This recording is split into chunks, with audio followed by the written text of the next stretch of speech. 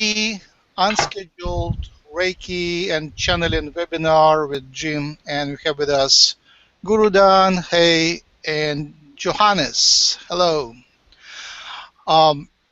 Today is what? October 19, 2015. And we'll talk about Reiki and we'll channel about Reiki. Okay, very good. Where do you want to start? We start from announcement. There is still an opportunity to sign up for a paid Reiki class, and you get a certificate, you get the attunement. It's $100 for 8 hours of teaching.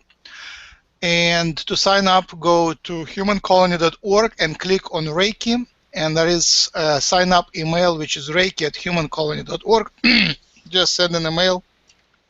And you can pay the money to PayPal, reiki@humancolony.org. And this is all through certified teachers. Jim and I, we went through all the training, and we are Reiki 4 teachers masters, taught by Jim. Did you get your Reiki 4 from Barbara, right? The same time as you did, only you did it remotely and I did it in person. Yes. So Barbara Carlton, and we are connected through 7 steps of teacher-student relationship to the founder of Reiki, Mikao Usui. Okay, so what is Reiki, right? We are still in the very beginning. Jim, what is Reiki? Reiki is energy healing. It comes through your hands. You can use it in touch. You can use it without touch, but it is energy from the universe, energy from the earth, and energy from within you as well. And it mixes with those that you are healing. You make them aware that their energy is part of the healing process, because your energies and all the people that are helping use energies are mixing with their energies to help them heal. So let's do a blessing. Let's do a blessing for the beginning. Okay. All right. Thank you. I'll do a blessing. Thank you, Mother, Father, God, for all the things that you provide for us. That everything is going to be okay, and that the lessons we learn we can use to help other people. We ask that you be with us now, that you would help us to learn Reiki, to make it something that is really tangible and useful and helps the earth and helps ascension. We just thank you for all that you do and that you are with us right now. In your name we pray, amen. Amen. Alrighty then. Oh, Karen's here. Hi, Karen. Hiya. Hi. Hi. Karen, what's your experience with energy healing? Yes. Sorry? What's your experience with energy healing? Well, one moment. Let me plug in my headset, and I'll tell you 1 second. All right. He's a healer also. Well, I'm a Reiki master. I've been a Reiki master since about 1996. My original Reiki... Can you hear me or not? Yes, Yeah. you're good. Okay. My original teacher was one of the first people that was trained by... the second group that was trained by Mrs. Takada back when, years ago. Mm-hmm. So she's in a direct line right back to the beginning of Reiki. And, Reiki was really one of the things that opened me up initially. So I use it. Now it's expanded in many different ways. It's not just for healing anymore. It's also about opening energy portals and using stuff. I use Reiki quite often on my dog that I had years ago. It really kept her alive. So I'm a big believer in the energy and the intent. It taught me how to set intent and what I'm doing and stuff like that. So that's wonderful. Yeah, same thing with me and Jim. I guess Reiki was a door. Yeah, it was. Still but is. Jim, did you speak or perceive the entities before you started Reiki? No, never. I started channeling after Reiki because all my senses were open, all the channels were open. And I didn't even really know what Reiki was until it happened, started happening. So. Yeah, for me it was converting the fear into knowing, the fear into just a skill. So until I got into Reiki, I felt the energies, and I was taught by, especially in Russian culture, if you feel energy, if there is something spooky, you are supposed to be spooked. You always expect the worst, and everybody would tell you in Russia that it's so dangerous to work with energies. It's dangerous.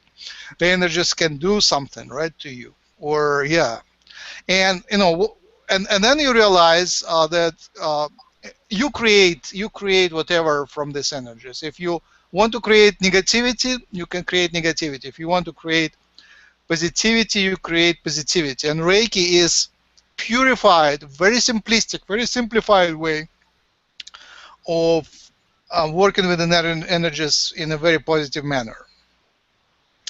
And that brings us to their 5 principles of Reiki, and I think we might just stop on principle 1, and kind of basically it's a law of attraction, but it says, just for today I will not worry, the principle 1.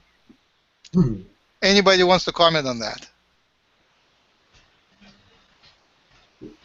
Yeah, worry is a really negative thing. So, just for today, I will not worry. Actually, it shouldn't be. Just for my lifetime, I will not worry. But, but I'm sure that that's a lot more difficult than just for a day. But worry brings in something that's not needed in healing, something that's not necessary at all. So, just for today, leave all that negativity behind, so that when you're doing your healing, you're in a positive frame, a positive intent, and doing all the right things. So leave your own problems behind. Right. Yeah, that's the question. You know, can anyone be a healer? Right? Can anyone do Reiki? And so many people are in denial or in anger, which is the principle number 2, right? Just for today, I will not be angry. And it's almost impossible, I would say, to not be angry, not to be negative, not to worry. You really have to worry once in a while, at least, you know, when things go wrong, you have to kind of be alert to the fact that things go wrong and do something about it. And doing something about it is principle number 3. Just for today, I will do my work honestly. So these are 3 major principles in proper order, and it's all about the law of attraction. So basically, how do you become a Reiki healer, right? You have to change, basically, right? You got to change. I mean, if you want to do something new, you got to change. You cannot be the same person without changing. You wouldn't become the healer, right? And the main change is that thing is just for today. You don't have to change for the whole life. But when you channel the Reiki energy, when you become a healer, when you do the healing, you really have to stay positive. And sometimes it's obviously easy, especially if you're in the presence of someone shining, like Jim. If you're in presence of Jim and you do Reiki with Jim, there is some other person on the table and you are placing the hands. Jim shines and you kind of reflect the shine that comes from him, or reflect the light that comes onto you from the skies and from the earth. And it's very easy. But what if you got a very sick person, like dying person? And obviously everybody around knows that cancer is death, and you know the diagnosis is grim. And how can you be a healer when everything is so sad, right? And I guess I will poke Karen with that question if you want to participate. You're very smart to do that because I had something. You really picked up that I had an answer for that. One of the first people that I treated with Reiki, that I actually, there was an exchange of money, and she came to my house, and was a woman who was actually in the government in Florida. She was one of the state council people, and she had cancer, and it was quite advanced. It was breast cancer, and it was so advanced that literally when you put your hands on her skin was warm from where the cancer was. And one of the things is that she wasn't going to recover because her body was already so far gone. But what she said to me is, she said, this Reiki isn't for my body, it's for my soul. And this is helping me heal, so that when I do move on, I'm really done with this world. So, you know, I would just say that Reiki works on every level. It works on the spiritual, it works on the physical, it works on the emotional.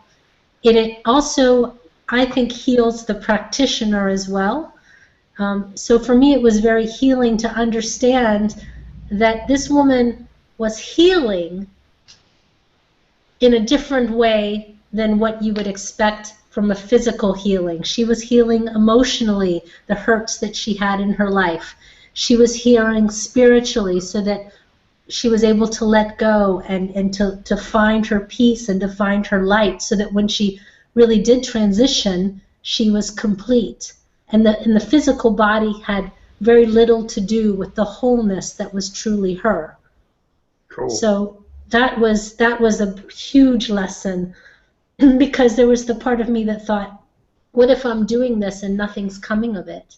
But she already knew, and one of the reasons that my teacher had wanted me to work with her is because she knew how much awareness that this woman had about her own situation, and it really taught me about what the healing was really for, and how healing can be defined in many different ways, and it sometimes has nothing to do with, you know, your physical body, but every other aspect of you. Wonderful, absolutely true. Anybody else? Welcome, Jasmina and Michelle. Yes, anybody else wants to comment on any of the above topics? This is Michelle. Hi. Hey. So I was told by my first Reiki practitioner, like the first time I ever got Reiki, that this is something available to everyone. It's our birthright to be a healer. Yes. And so I actually checked out a book from the library, learned the symbols, and started practicing before I ever got attuned or anything, and went through the process of learning. And it worked then too. Like, the thing that I find at this point is that my last teacher, when I did my Reiki 2, it was a couple-day class, is that I'm a hollow bone. And I just, like, ask the, like, Usui, my Reiki guides, my higher self, my guides, anyone else who wants to participate, maybe some certain people have shown up in my sessions to do the healing, and because I have doubt that sits at the back of my head, like, I am doing this, but it isn't me. I know that, like, I know that on some level. So I just imagine hollow bone, hollow bone, hollow bone the whole time. And I've had really amazing sessions with Brooke recently, my daughter, where I can't really tell what's happening, but I'm just the conduit. And she's having really strong reactions to this. And I would agree with Karen that everything physical that I have experienced in my life, and most people, is merely a reflection of unhealed emotional pain and or spiritual stuff. So, yes. So I don't ever think, oh, I need to fix, you know, this body thing. I just go through the fields and kind of let my hands know what field the healing needs to take place in. But then again, Reiki knows exactly where to go and what to do, and I don't have to be in charge of that. I just have to be willing to give my time and my Exactly. love. So that's what I got to say about that. Yes, you'll find that everybody does have Reiki in their hands to a different extent, but it is universal. Everybody does have some power in their hands, some energy in their hands. Some people are able to feel it. Some people are able to really, ignite it whenever they even say Reiki. And other people don't feel it at all, but they still can heal other people and still know that the energy is getting there because of the results. So you don't have to feel it. I do tend to feel it. It just doesn't. Sometimes it's different. Sometimes, literally, when I ground myself, and if I'm standing up and working on someone, my feet will shake, and then my hands will start to shake over the right area. Well, and you won't know it's the right area. Like, I won't know, but then the client will say, "Oh, that's trauma area for me," or whatever. But I have that happen a lot. Do you guys ever have that happen? Oh yeah, the energy goes in stronger wherever. Wherever the energy goes in stronger when you're touching the body, that's where they need the help. And so I often say, "Oh, do you have shoulder pain? Do you have back pain?" They're always going, "Yeah, how did you know?" But you can tell by touching them where the pain is. The energy goes in stronger.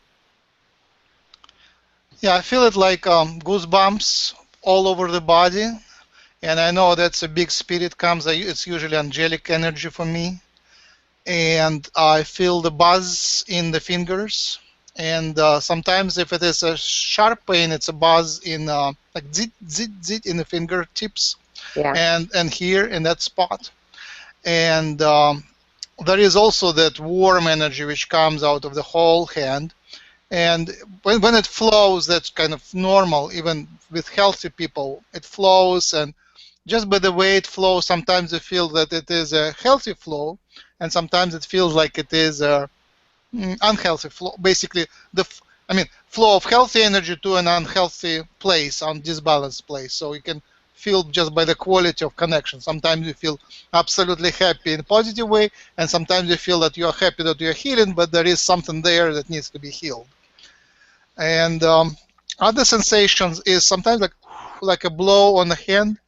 It's when you do it from distance, you can kind of feel that blow of the air. It's very physical for me.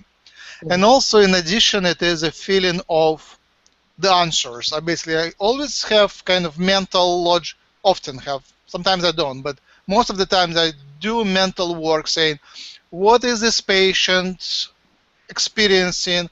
What is the question? What is the message I need to deliver to the client? What is the message, basically? That's psychic work. What is the message?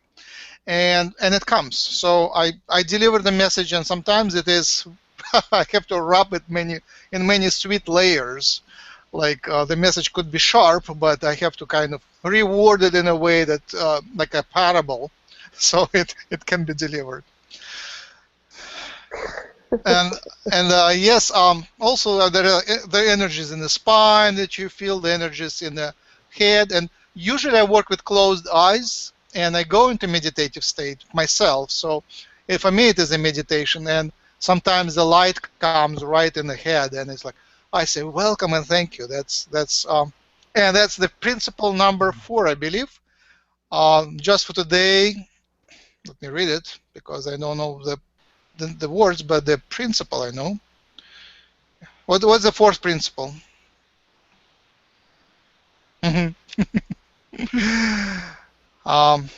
Okay. Just for today, I will give thanks for my many blessings. That's how it's worded. But thanks is the key word here. So being in a state of gratitude is nice for starting, for continuing, and closing. And it's very sort of new to us, to many of us, to think beforehand, right? So you thank the universe for healing before even you started the healing. But basically, it's the time, it doesn't really matter. You thanking and being in the thankful state brings you in a certain state of mind, which is a Reiki healer meditative state of mind. When I come to a client, usually I don't speak much before, but some people do a whole introduction. But what I do, I place them on the table, invite them to lay down in a comfortable position, face up. I place the hands on their head, and as usual, I have my pillow here, which symbolizes the head.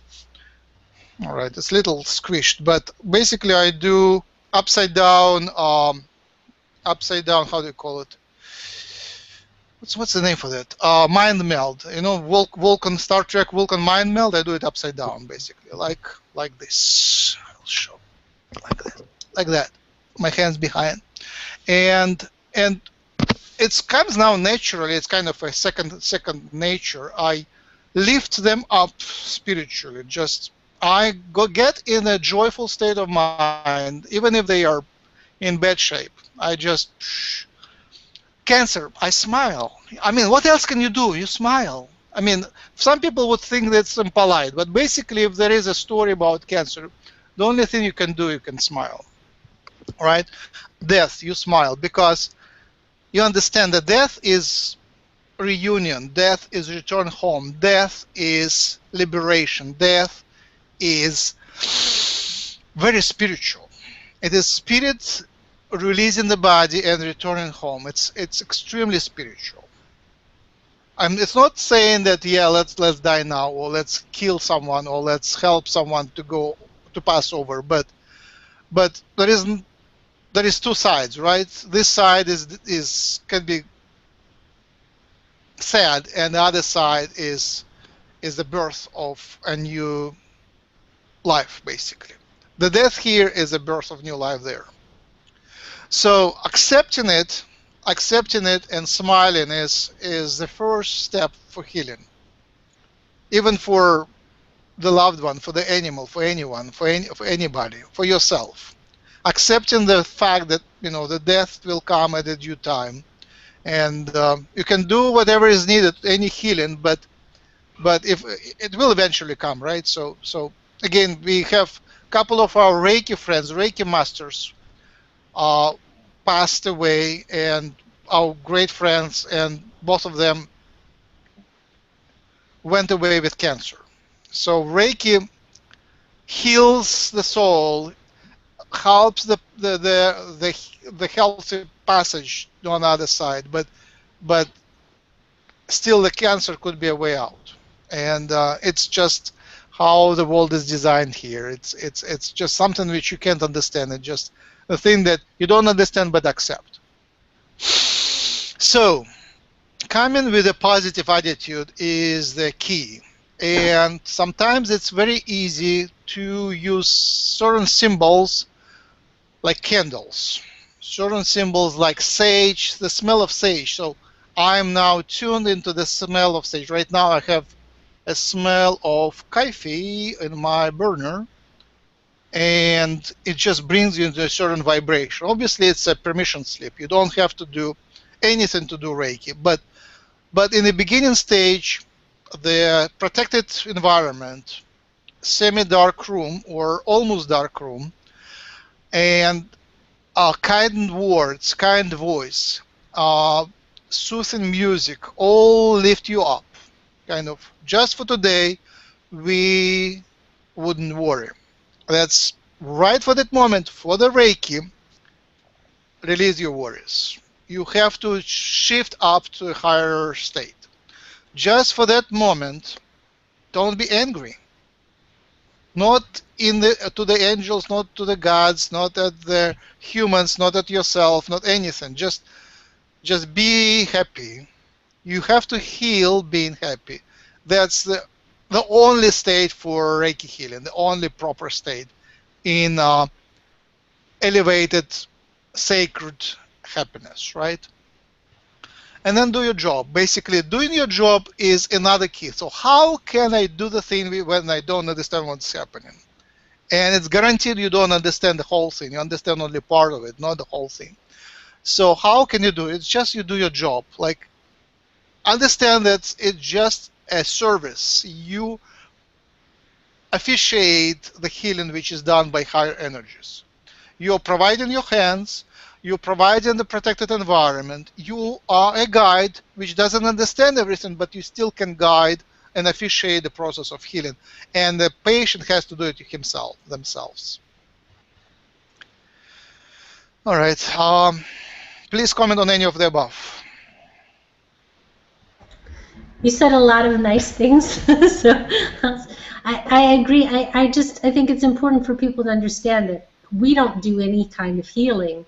It's just another form of channeling. The energy is coming through us. So it's important to understand that there's no ego involved. You are, as you said, in service to, you're giving your hands, but the energy is coming from the universe, and the intention is being honored by the universe to bring that healing energy in. But no one can really take any credit for any of the healing that comes forward. The only thing that you can do is be thankful that you're being used in that kind of way, because you are being of service. So I think that's, but those fall into the Reiki tenets as well, of just doing anything honestly and humbly, and and not having any pride about it. It's nice to be proud of it, but don't be prideful and think that you've done anything other than be of service. So. And there is always, yes. Oh, that's true. Give thanks for the energy, for the ability to do the healing, but don't take credit for the healing, because it's not all you. That's very good. The very good thing to remember is that it's not us that's doing the healing. But we're just the tool. It's just like channeling. We're the tool. It's not us who's channeling. It's not our messages, but it's definitely us that's being used as a tool to do it. So but we can't take the credit for the message. Yeah, so that answers another question which many people ask. How do you provide so much energy, and how does it happen that you don't get hurt when you treat others, right? And the answer is you just become a channel. You don't give your own energy, you add a little bit of your own energy, but the main energy comes from the universe. You are channeling it. And it always goes both ways. It's two-directional, multi-directional. It goes from the earth, through your feet, through your heart, through your hands to the patient, and goes through the sky to your heart, through the hands to the patient, and it goes backward through their heart and to you. And usually if you're pure and you do your job right, you come energized and you live energized. You live in a peaceful state of mind, because when you channel, you do your job, it lightens you up, right? Definitely.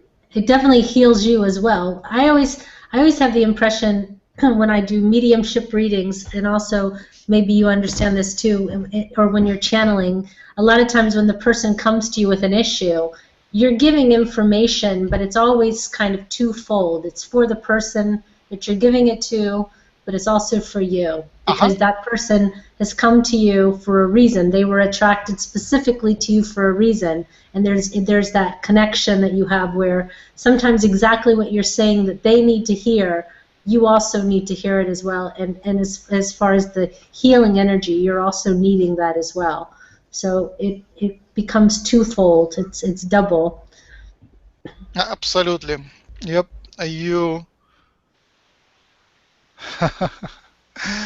Yes. I usually find ways where I can do Reiki. Like there is a weekly event here.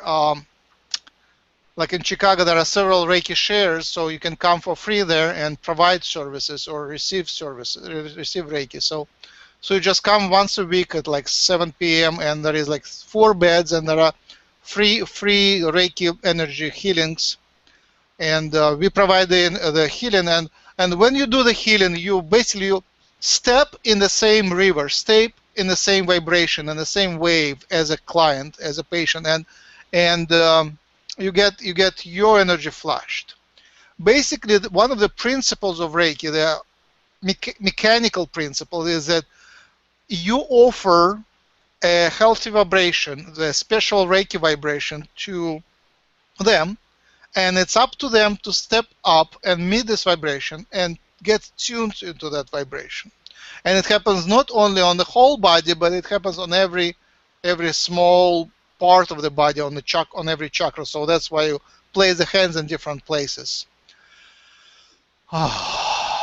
So finding your local Reiki community and getting used to these energies is essential. I recently discovered that yoga energies are so similar. When I get a Reiki person, like who is into Reiki, when I place the hands, I feel their energies, it's Reiki energies. And when I get a yoga person on the table, it's the same energies, it's open in the same way. And non-yoga, non-Reiki is closed usually. So that's, that's my experience, that yoga and Reiki people are very similar in many ways in the energy flow, in being open to the energy flow. One more thing I wanted to mention is what you do if you get a person who is hard to work on, like very sick or very angry or very sad or very depressed. And what you do if you get a person who is absolutely healthy, right? It's another challenge. How do you do the healing if the person is very healthy, right? Or if it is very highly spiritual person, like doing Reiki on Jim is a challenge because he is so much higher vibe. You have to climb several steps up before you can actually touch his energy, right? How do you work on a person that doesn't want to be healed, right? So these are kind of challenges, and you have to like really play with it. At least from 3D perspective, it's challenging. Any answers to these questions? Yeah, there's lots of different. Everybody has their own style of Reiki and how they approach Reiki.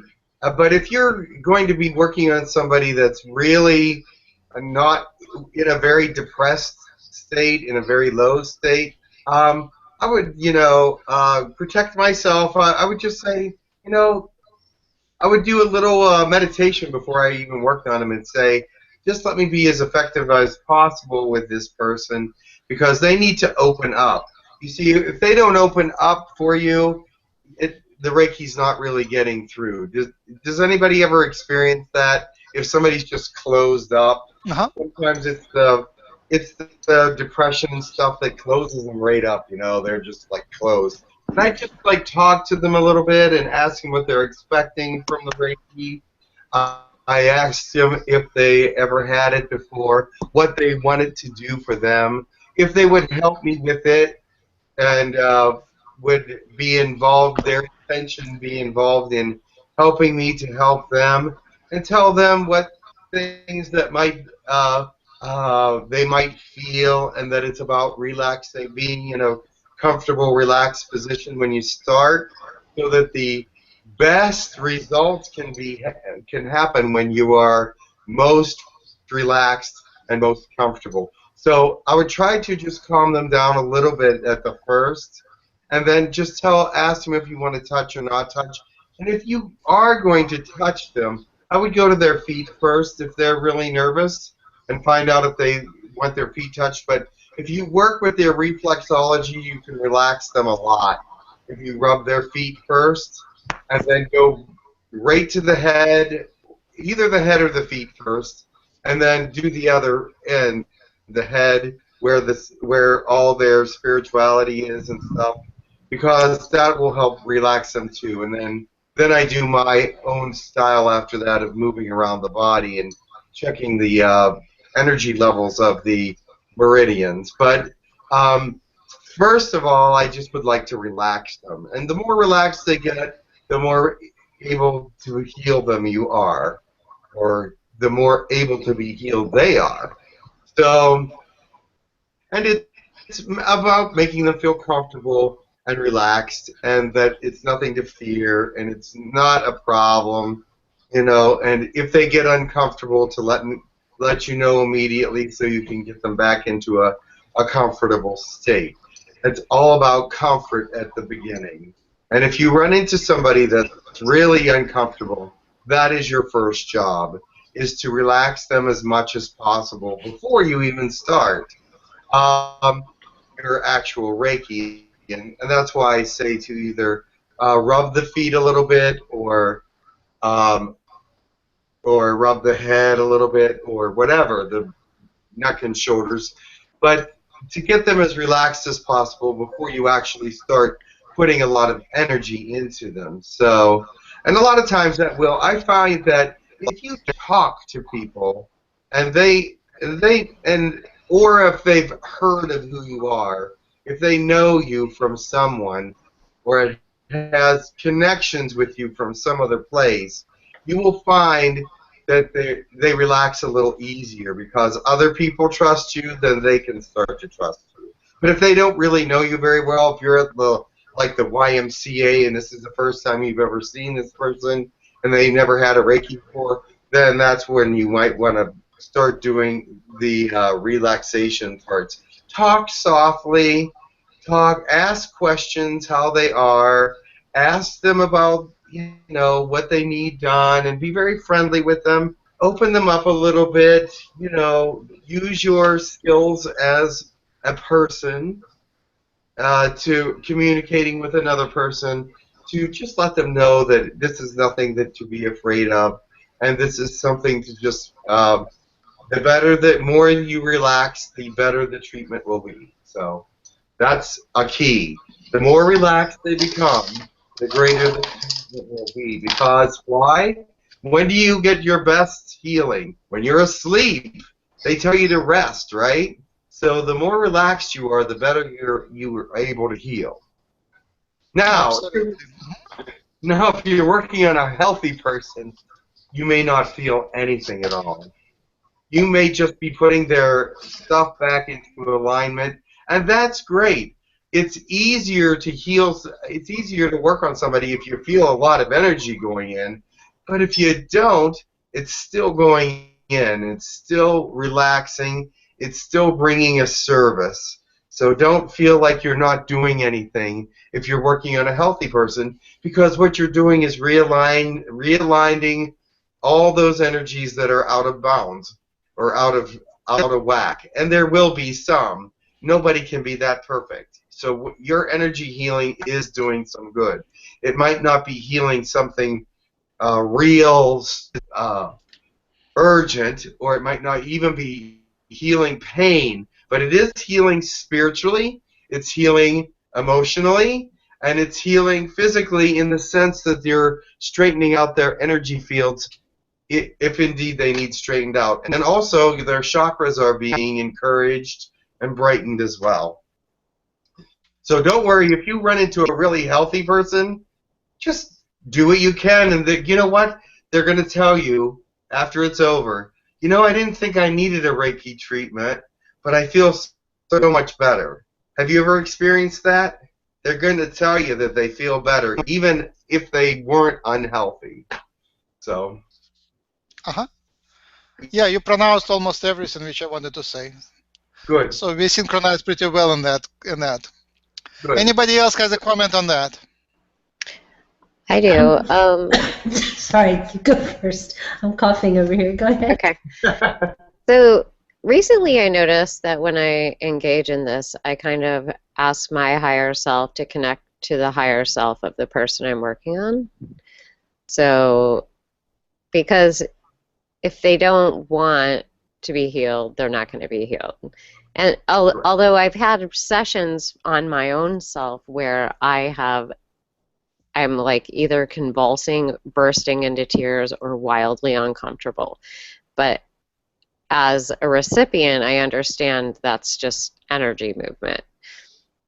So I don't know what you guys do about that, but that doesn't bother me or make me as a client like mad. I just know stuff is happening. You know? Yes, yes, absolutely, Absolutely. It's part of our lesson. Yes, it's like, what happens if somebody is convulsing on your table? That was one of the questions. Well, I'm the convulsor. Although with Brooke, that happened with her the other day when I was giving her Reiki. So to me, it's like your body, the energy is flowing through, and it's just shifting stuff where it needs to go. Is how I perceive it. It feels very powerful, certainly. So to me, that's actually normal because I've done it myself getting Reiki, so it wouldn't bother me to see somebody do that. I don't know, I guess that would be a thing for other people. Because it's not always relaxing. Sometimes I literally am just sobbing because stuff is moving, you know. Anybody wants to comment on convulsing and crying on the table? Well, that's also, it's a release. It's a release of emotion. It's a release. It's a moving. It's also a cleansing and a healing. So it's working in a different way. It may not be a warm feeling on your shoulders, but it's definitely working and shifting things. And you know, sometimes when you're crying, it can be just, you may not understand why, but there is some sorrow that is being released. And you know, we don't always have to know every little thing down to the smallest minutia of what it is, but trust that it's something that your body is letting go, and that's a good thing. So I would just say, let it flow, let it happen, and don't overanalyze it. Just let love it be. that. I mean, I personally love when that happens. I don't need to know what it is. That's what I think is beautiful about Reiki, and I don't know if everybody agrees here, but I feel like I don't need to know everything. That Reiki can process it and move it out without me having to, like, mind process it. Absolutely, yes, yes, yes. Don't overanalyze it. Don't be overly logical, overly mental. Yeah. Yes. So go ahead, Michelle. So with people that I would work with, I would say it's been my experience that, you know, sometimes you feel like you're floating through the universe in a galaxy on a nice fluffy cloud, and, you know, rainbows and angels are hanging out with you. And sometimes it just moves the stuff it needs to move, and that can look a lot of different ways. So I don't know if that's, I'm not like in practice, so I just like work on people and myself. And I have the same reactions with myself. I still get the body things and or sobbing and or laughter and or lots of things. So, but I don't know if there's, I don't know if there's a protocol for that, but I definitely do not, I would not, like, I understand a new client, like, wanting them to be relaxed. I mean, that's a really lovely thing. But when there's a lot of stuff going on in your life, having a visceral reaction to the energies clearing and moving on your behalf for healing, that can look a lot of different ways. Anybody else on the topic of crying and convulsing on the table? Yes, I agree that it's a lot of releasing, and I agree that at times it may seem disconcerting, but I don't think that that whoever's experiencing it is feeling disconcerted in the sense that they want you to stop. You can ask them, but I've never had anybody who was in that position say, "No, I want you to stop." Mostly they're saying, "No, it's wonderful, keep going." So, and it's very releasing. It's very it's exactly what they need, actually. So that's what you have to remember. Yep. Yeah, I experienced it many times. Mostly from, I think it always were ladies, like of different ages, often young, and many times, and it sort of has a certain pattern. It has a certain pattern, and I always feel abandoned there because they have a profound experience. I have no clue what's happening, right? But you just get used to that, and the service you do, you are guarding the situation. You're holding your hands, and sometimes you even release your hands. You're just holding the energy. You're holding the space. You're holding the space with your hands, and let the spirits do their job, and you are just basically providing the environment, the excuse, the safety, the care, and the kindness. You're providing that, and it goes through just first they cry, then they laugh, then they become peaceful, and they smile, and they're absolutely ecstatically happy. That's what happens, and there is nothing to worry about basically. If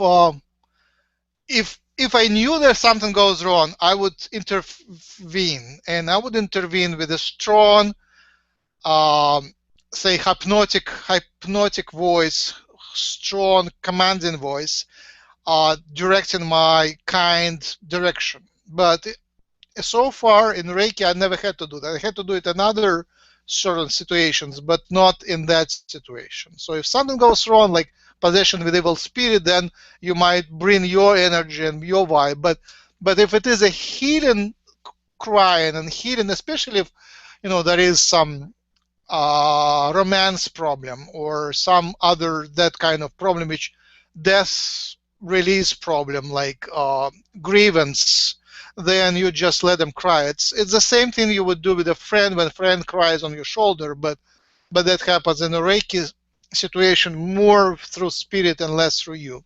So you just hold the space and give them as much time as they need to go through that. That's about it. And obviously, in my mind, I sometimes ask if there is anything I'm supposed to do, and sometimes I get certain messages for them for later, but I just hold the space and wait. And breathe. Like breathing is essential for being a healer. So breathe and be at peace. And if there are people around, you have to explain them that's all right. That's all right. Let it release. Let it release. That's okay. It's nice to cry. Yeah, cry more. It's good for you. I mean, that's common. How do you say? Common knowledge, common practice. Right, and here we bring the topic, which is the fifth principle of Reiki. Just for today, I will be kind to my neighbor and every living thing. To my neighbor and every living thing. And what I wanted to pronounce, sometimes I have trouble for myself establishing a connection to a person. It's like if the person is negative or very different or unhealthy with unhealthy habits, for me, it's sometimes hard to directly associate with that person and direct my energy. I kind of get repulsed sometimes. So if that happens, I do kind of, it's called time travel, but basically I reduce time reduction. I reduce them to a young child. And then it's much easier for me to experience kindness to that person. So if I imagine them to be a child, helpless and requiring my motherly caring, then it's so easy for me to connect. Just don't change their diaper. Say again? Just don't change their diaper. That's actually brilliant.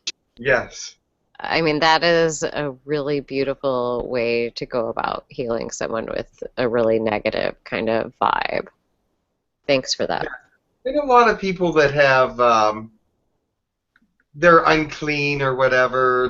They don't clean themselves up that well, or their clothes are, they wear the same clothes all the time. And because I work with the homeless, and that is one of the problems that you run into is that people are not really, that their hygiene is not that great. And so you just sort of have to put yourself in their place in a way. And just say they need Reiki too, and you know what? It doesn't really bother me after a while. I just go and I talk to them, and they become just someone else. Beautiful thing. But imagining that as a baby is really a wonderful idea. Another thing for when you don't want to touch people, obviously you can do Reiki in the air, but also I just learned like a couple months ago, and it works really well. I use it all the time now. You place a sheet on a table, and when the client lays on the table, you kind of rub the sheet, use the sheet as a gloves around the head. So you put the sheet on their head and touch the face through the piece of fabric. Obviously, you leave the space for the nose, for the breathing, but otherwise, like you can easily work on their eyes, even touching the eyes very gently, and work on their face. So, and then the Reiki energy goes through fabric just fine. So that is, it feels good on both sides, I would say. And when they worked on me through the sheet, it was also great. So touching the skin sometimes is sensitive, but even for clean people, I mean, especially if you work on several people in a row, you wash your hands, but working through the fabric is great. One more thing I wanted to mention is the fear of failure. Basically, it's not your responsibility. Your responsibility to be there and provide their hands, the intention. Your responsibility, is still responsible for yourself. You are not in control when you do Reiki. You are not in full control. It's not like a doctor or a surgeon which is in control and supposed to understand everything. It's just the other way around. You provide the invitation, the intention. It's very important when the client lies on the table and allows you to work on themselves. It is their way of saying, I agree for the healing. And sometimes, especially if they are not opening, if they don't really, they're not ready to be healed, it's very nice to ask them, what is that brought you here? How do you feel? And what do you expect? And how can I help you? What health issues do you want to work on? And things of that sort. And even my friend who does Reiki, she's like strongly willed lady. When she works on me and I have certain pain, she says, do you really want this pain to go away? And she repeats that question, and she wants to make sure you really, really, really want that pain to go away. Because some people, they kind of want it to go away, but they also hold on something associated with that pain. So they hold on to some anger or some memory or some habit which brings in the pain. So if you really want that pain to go away, you have to release what is associated or causes it. So that agreement from the person is absolutely essential. It has to be, sometimes it has to be pronounced aloud, what they really want to achieve. And again, you're not responsible for them healing themselves. You are providing that environment, the intention, and that's about it. You are there for them, but you only offer, and it's their responsibility to accept the offer. You are tuning in the instrument, tuning up the instrument, but you only provide the tone, and it's up to them to grab that tone and take it. It kind of goes along the line of when Reiki was first discovered, doesn't it? Because the monk would go down and heal the people, and they would be healed, and he would come back and go back into meditation, and he'd come back down off his mountain a month later, and they were sick again with the same ailments. Mm-hmm. So that was actually one of the motivations for getting the Reiki in the beginning, is finding the true way of healing, and the true way of healing was that people changed, they transformed, and part of that transformation is them also having the intention to heal, as opposed to just you having the intention for them to heal. It has to be met on both levels. Mm-hmm. Mm-hmm. And another thing you mentioned, that often, always, people come to you for a reason. And lately, it's over 50% people come to me for a reason which is not exactly to get healed physically. They come for answers. So basically, for me, it becomes more a channeling session than a Reiki healing, physical healing session. And I'm sure for Jim it is the same. Most of his Reiki clients, they also get a channeling addition. It's not necessarily he goes channels specific person, but Jim just gives them higher answers, and it flows absolutely beautifully. So I do channeling when I do my Reiki. I channel. I was going to say it earlier, but I think it's also in relationship to what you just said. It almost doesn't matter why they're coming. They're coming to you for something. And again, being of service is being willing to give them whatever they need. I know that when I would do Reiki, a lot of times on like psychic fairs, or, there's a lot of people that are just hurting in a way, and that intimacy that you share with them, just touching them, is so important. It's like it's important to get hugs. It's important to be touched as a human being. And there's a vulnerability of someone sitting down or laying down in front of you and just allowing you to place your hands on them. There's a trust exchange that goes, and that in and of itself can be very, very uplifting for the person. And I also get lots of messages. So it's sort of a twofer. You come for Reiki, you get a reading, but I think it's all part of it. And that person again is drawn specifically to you for a specific reason. And Reiki may be what they're coming for, but whatever happens within the session is really what's supposed to happen, and to let that flow and just be okay with it. Whether you say, oh, they're really here for healing, or they just need a reading, whatever it is, again, being of service, you just are giving them what they need, and that's your job to do that. Absolutely. Yeah, I recently saved a life. It was a very funny story, but I saved a life doing Reiki. A person was guided to my Reiki table, of course. So that was at a Russian Song Festival in the forest. It was a campground, and I offered my Reiki booth, my Reiki table, and I had many people coming through me, maybe about 9. And the last one, I was already finished, and I was walking somewhere around the campfires. And there was a gentleman with a motorcycle. He was about to start going home, and he was sort of not drunk, but he was even worse. He was completely absent-minded. I didn't realize that. I was starting talking to him, and I mentioned that I do Reiki, and he said, maybe you can help. And we went with him, and he laid on my table. And as soon as I placed the hands on him, he went asleep. And he slept for the rest of the day, basically. So I had to pull out my sheets from under him. But what his friends told me that he was suicidal, and he didn't sleep for 2 days at all. And you can imagine what happens to a motorcyclist who rides for about 3 hours high speed on a highway if he didn't sleep for 2 days, right?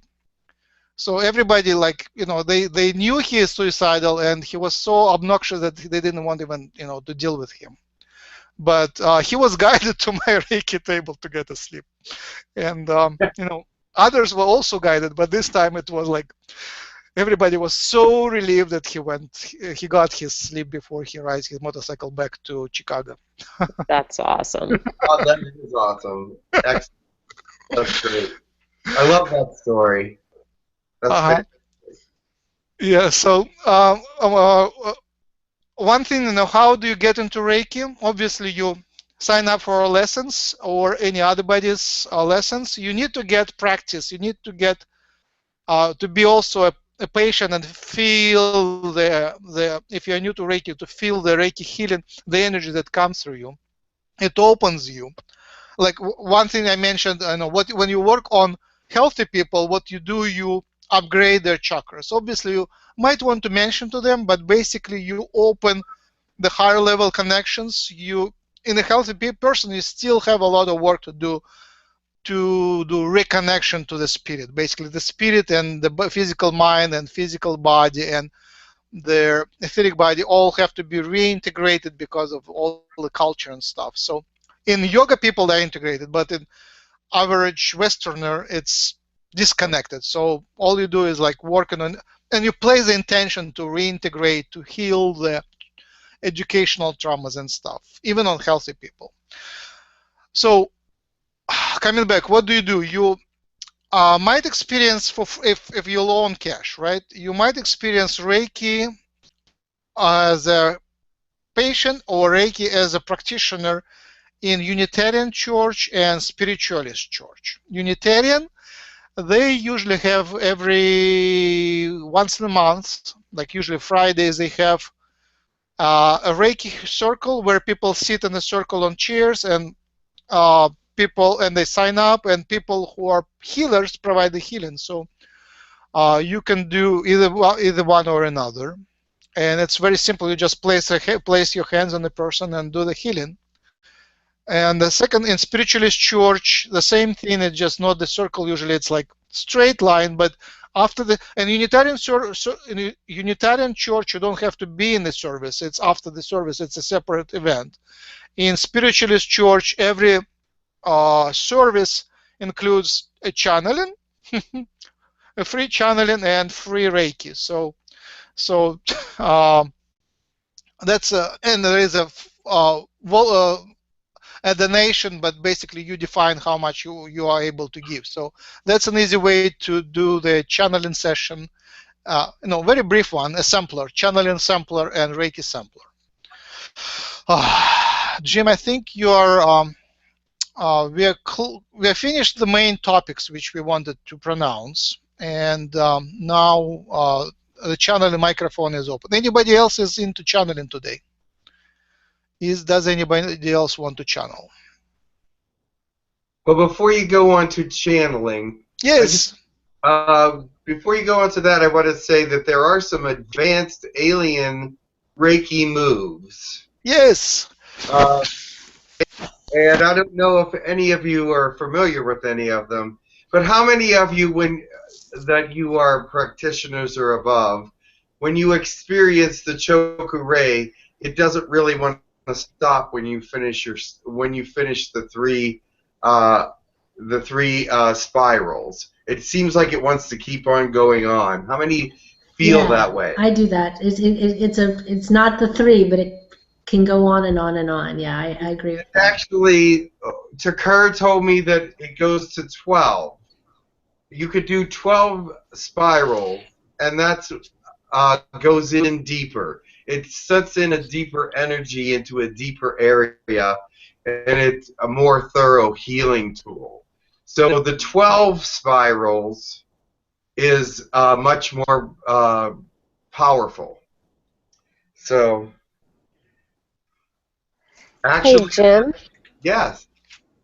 Remember, there was one time, I don't know if it was Takar or if it was Lakesh or who it was, but he was showing, the three fingers together, and yes. he said, do it like an avocado, and that there would be like white light here and like platinum or silver light here.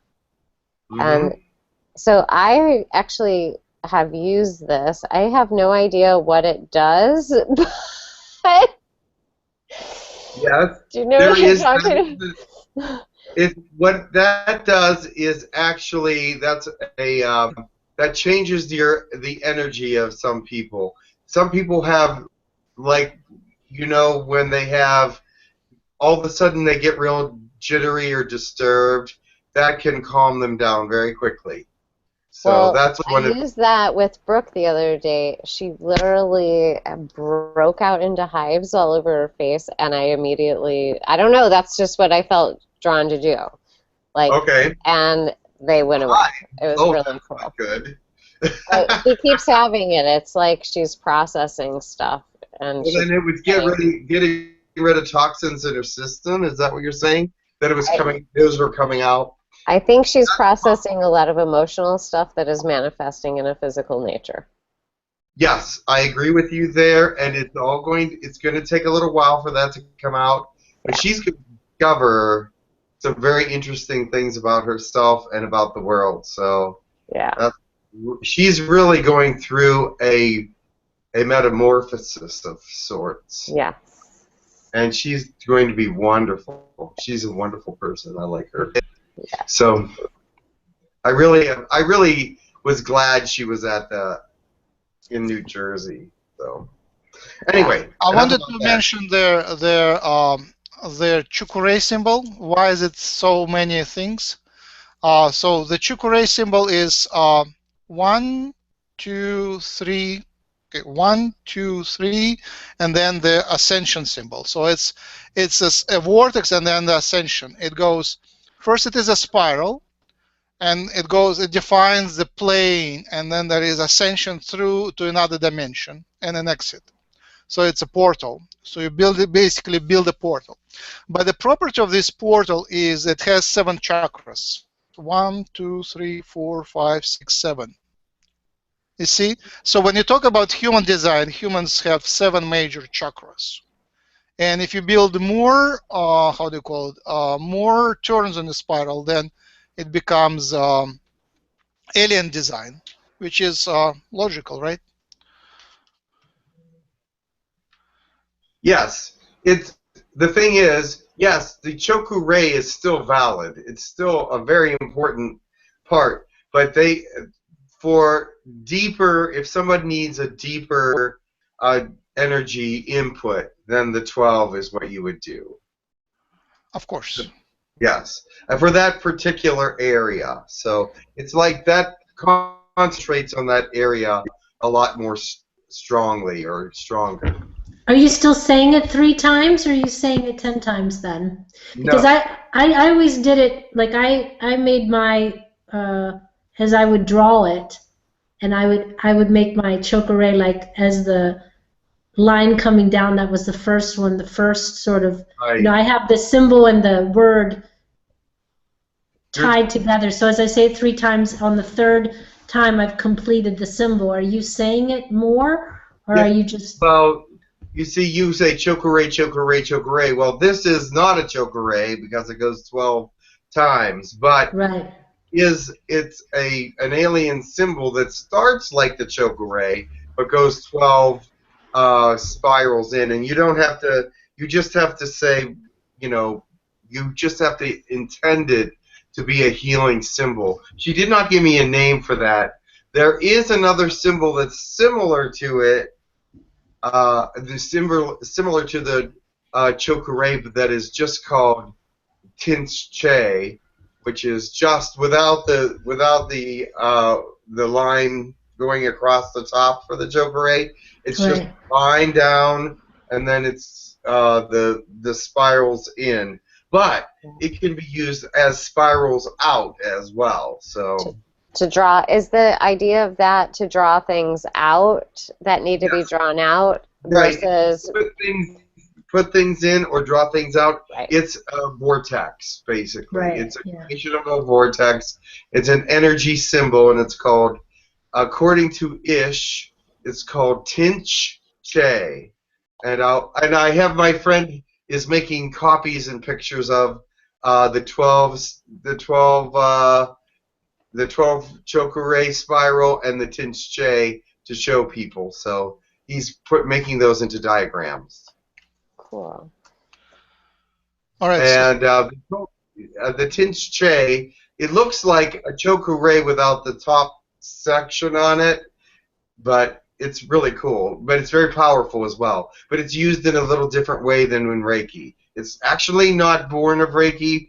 Actually, it was born somewhere else in the universe. However, Reiki picked up on that same spiral kind of image because it is very powerful. It's an energy image. So I will show you the 𝗪𝗓𝗓𝗓𝗓 whenever he finishes making that diagram, and the 12 spiral Choku-Rei, or whatever you want to call it. So I have a question for you guys, because I haven't heard us discussed. When I got my first attunement and my workbook and whatever, I had to do a 21-day, like, daily healing kind of cleansing, fast, sort of like everyday self-healing. Yes. So I don't know if you guys do that also.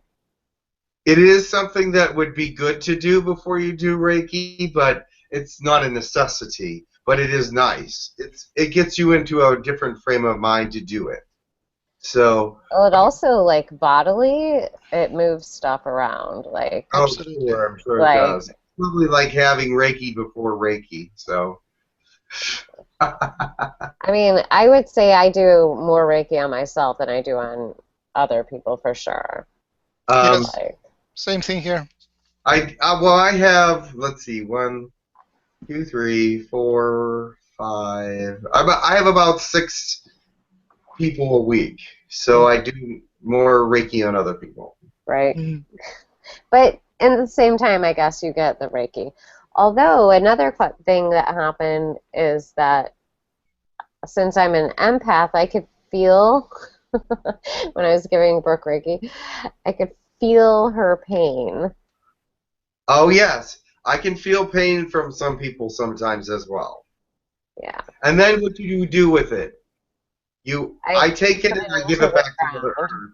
Yeah. Yep, I put it back into Mother Earth. Definitely Yeah. do that. Yeah. Yeah, That- same thing with me. I feel that it becomes intolerable or unhealthy. I change my position. I disconnect. I release it first before continuing. But yes, I'd also feel the pain. Yes, not always. Sometimes. Well, the thing that's a weird twist on that is that she is my child, and I caused this particular pain. So,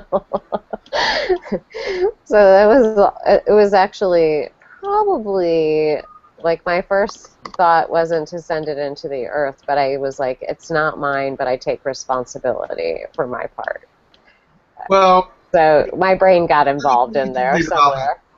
you may want to take responsibility in the sense that it was one time something that you can own up to it. However, let it go because you're forgiven of it already. So you are forgiven, so you don't have to hold on or take responsibility for it now. You can say that, but you don't have to feel that because that's done. That's over. So, and now you're getting the healing from it. So you don't have to accept it as part of who you are anymore, or Yeah, that that you was caused it anymore. Just let the forgiveness go, and as she forgives you, then you're forgiven. And But also, I thought it was interesting because my mind wanted to make something out of it, and I was like, this is not about you right now. This is about Brooke. It's and just also, there's a lot of things, yeah. also, you're not the same person as the one who made the Right. thing. You change a lot. Right. Mhm. And Hi guys. yes, Sorry, I didn't mean to interrupt. Okay. I just wanted to ask a question, if I may. yes, go ahead. Sorry, I've never done Reiki before, but I just connected because I wanted before I turned the computer on. I just wanted to ask somebody a question because on Sunday, I kind of felt some kind of information coming in. I've been asked for DNA infusion and maybe a download. And in that information, I kept seeing a moving spiral, and I didn't know what it was. And I'm just a little bit amazed that I just logged in and you were talking about a spiral. So I don't know what that means. I just connected to see if somebody could answer that. In your case, the spiral is an energy symbol, and it's an energy symbol in Reiki as well. It means put the energy here, and so you're seeing that the energy is coming to you. So that's what the message is for the spiral with you. The energy is coming to you. You're getting the downloads. You're getting the different things that are necessary for you. They're not necessarily open yet, but you're still getting them. I see. Oh, thank you, Jim. Thanks. Thank you for bringing the next topic, which I wanted to mention. So I showed you a couple of ways of doing the spiral. So this spiral where you do spin, spin, spin, and ascension is a symbol of ascending, going into another dimension. And this spiral, you go from outside in, chukure, it's when you put the energy in. So these are two different approaches. First up, and then second down, basically dimensionally down. Right.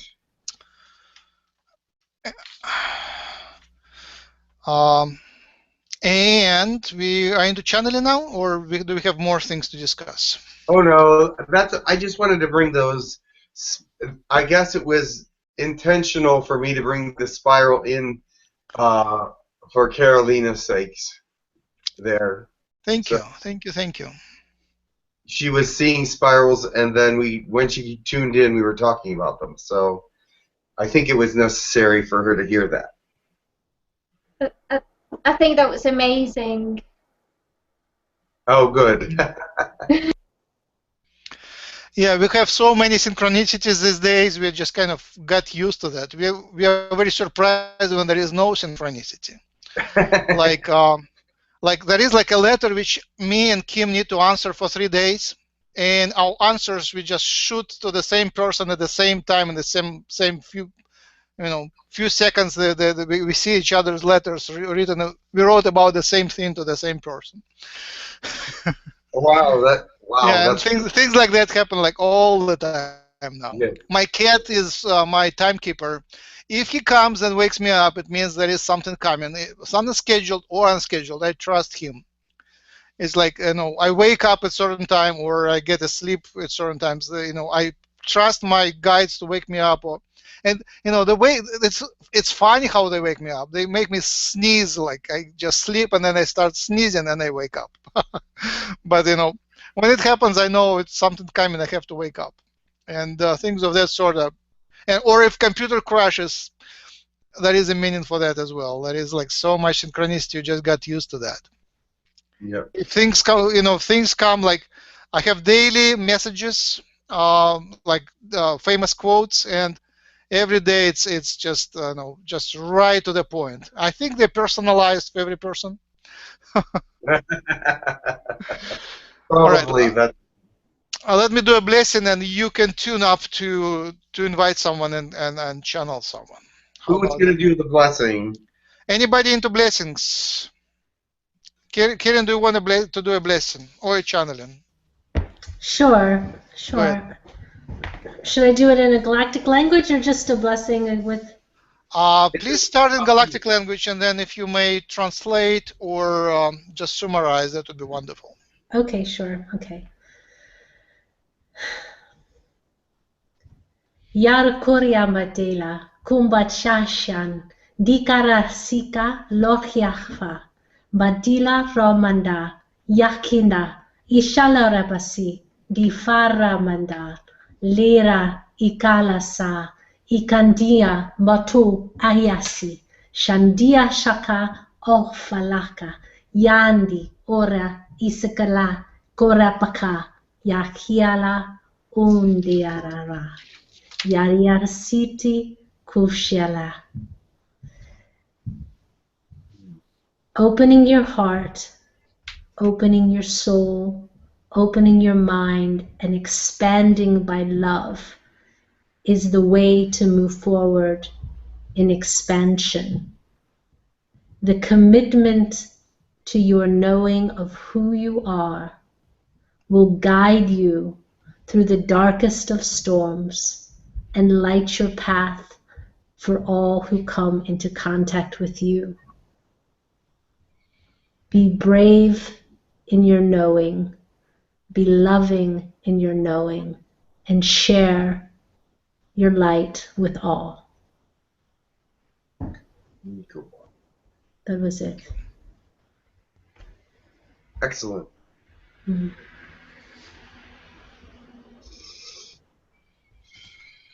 If there is anybody out there that has anybody coming to them, and you're a channeler, go ahead and go for it. Don't be afraid. Nothing can go wrong. You're here with friends. All right, I will do a blessing. I bless a healer within you. You are a healer. Your heart is for healing. Your hands are for healing.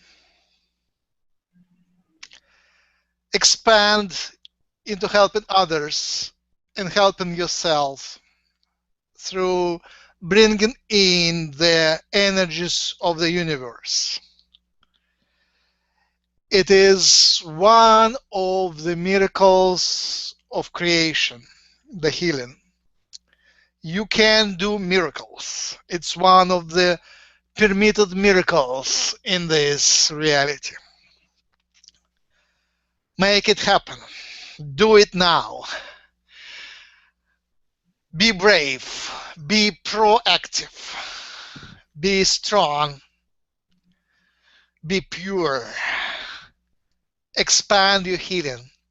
Grow it as you would grow fire. Healing energies are just like fire. Play with healing energies. Help them grow. Play with the fire. Help it grow.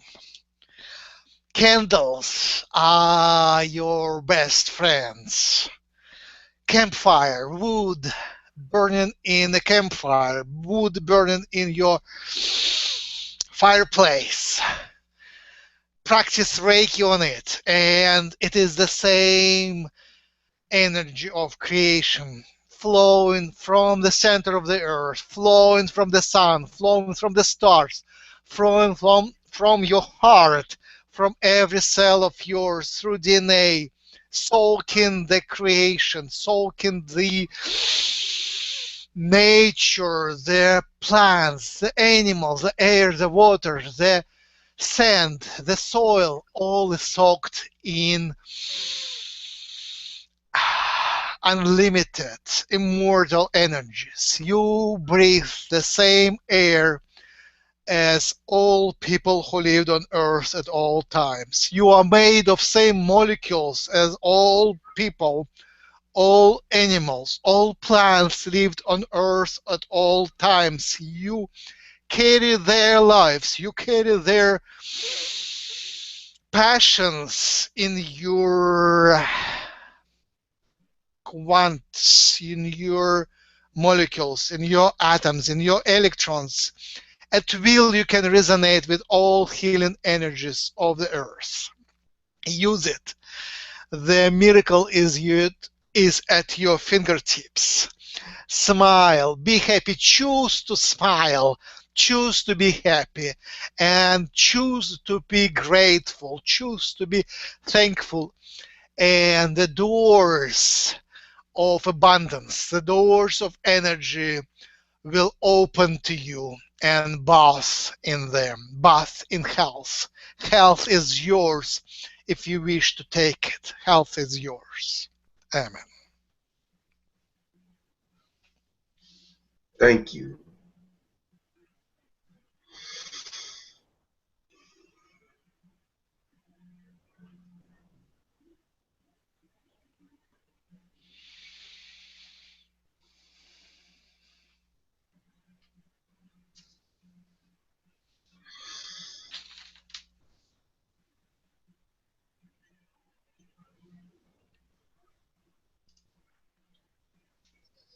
This is Takar. Hi, Jagar. How Thank is you for coming. everyone today? Hello, take care. Hi, Takar.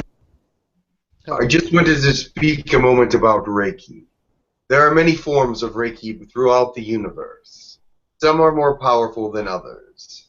With the changes in your energies on Earth, your Reikis have become more powerful and more useful.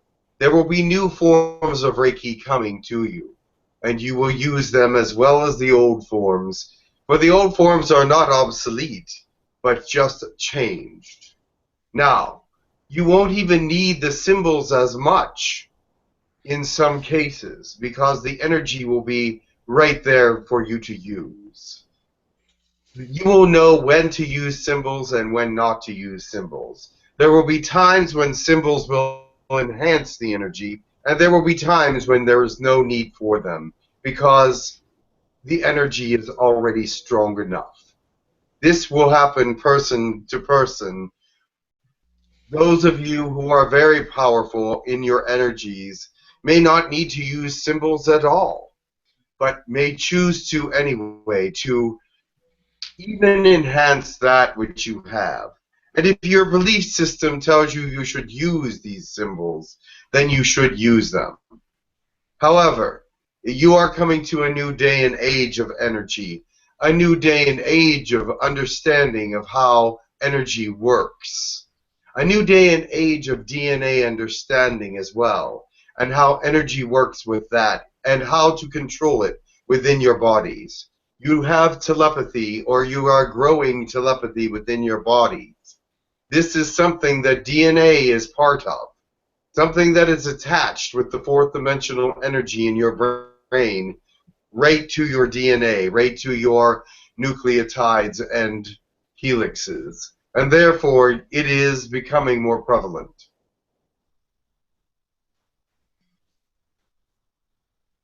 Take heed that it is with much help that you have the healing energy that you have now. But Mother Earth is bringing you a great deal of assistance. She is happy to do so, and will continue to do so.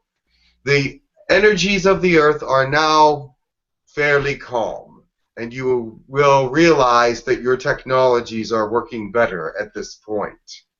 This is a good thing, and this is a wonderful time because things will start to work in the way they are supposed to work at this point. It is a time of great understanding of technology and of magic, of the magic of energy, because energy is unseen, but yet very powerful. Is there any questions before I go? Hello, Takar. This is Dan. Dan, how are you? I am well. I had a question about my Reiki hands because you did that wonderful attunement, and the thing about they feel very heavy, and as they feel more heavy, I feel like they are projecting more energy. Is that correct? There are several things happening right now. You are attuning yourself to the energies of the earth that are new, and so that will cause them to be heavy also, because some of that energy gets trapped in your hands and causes them to be heavy. But it also releases much more energy whenever you are aware of it. Also, the heaviness is from the universe as well. The universe is sending down energy, and it's changing with the energy of the earth in some ways. And therefore, your healing energies are very powerful at this point. I just wanted to point out there is all sorts of places where these energies are coming from. The earth, Mother Nature, the sky, the universe, and other aliens and other spirits as well. So use that energy on yourself and see what it does. Feel the different kinds of energy that there are. There are 27 different kinds of positive energies and 5 different kinds of negative energies. So therefore, remember to use as many of them as you can feel and understand. But the intention of them, healing, spiritual healing, emotional healing, all these are different kinds of energies.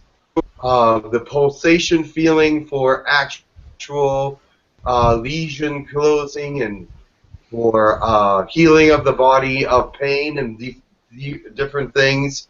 There are different earthly energies that are there within your hands. And if you intend them to work in specific ways, that energy will ignite and work in that way. Is it possible to send the energy out without the hands up? Can I just intend it outward to like somebody like I'm looking at or something? Yes, because the energy and the intention is to move outward from the body It does not necessarily always have to come from the hands. It can come from the body, the brain, whatever your belief system agrees to, and send it out. If it's the eyes, that is the most common. They feel like energy comes from their eyes and goes to other people. That is the most common belief, and it does happen because their belief system agrees with it, and the energy flows with it.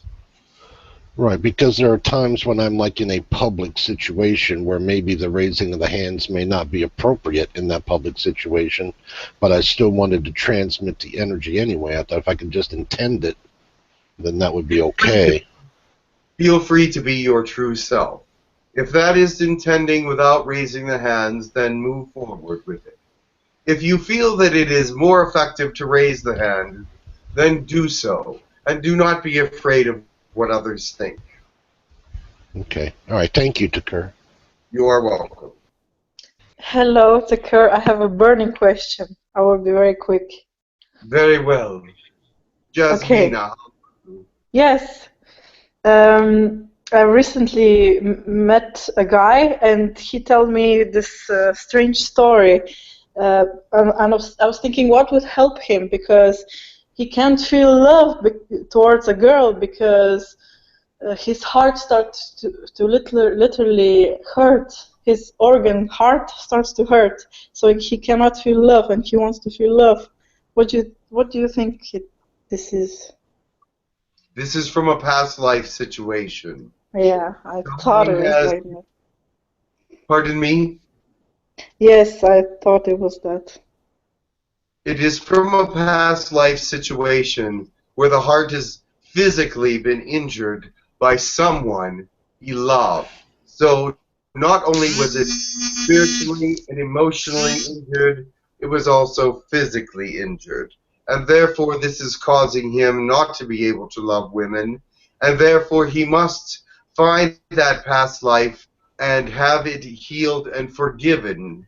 Forgive that person that hurt his heart in so many ways as to cause this in this life. But it needs to be cleared up because love is essential for this life, for this person. Oh, yes, yes. So you are suggesting for him waiting for this to be cleared up. What?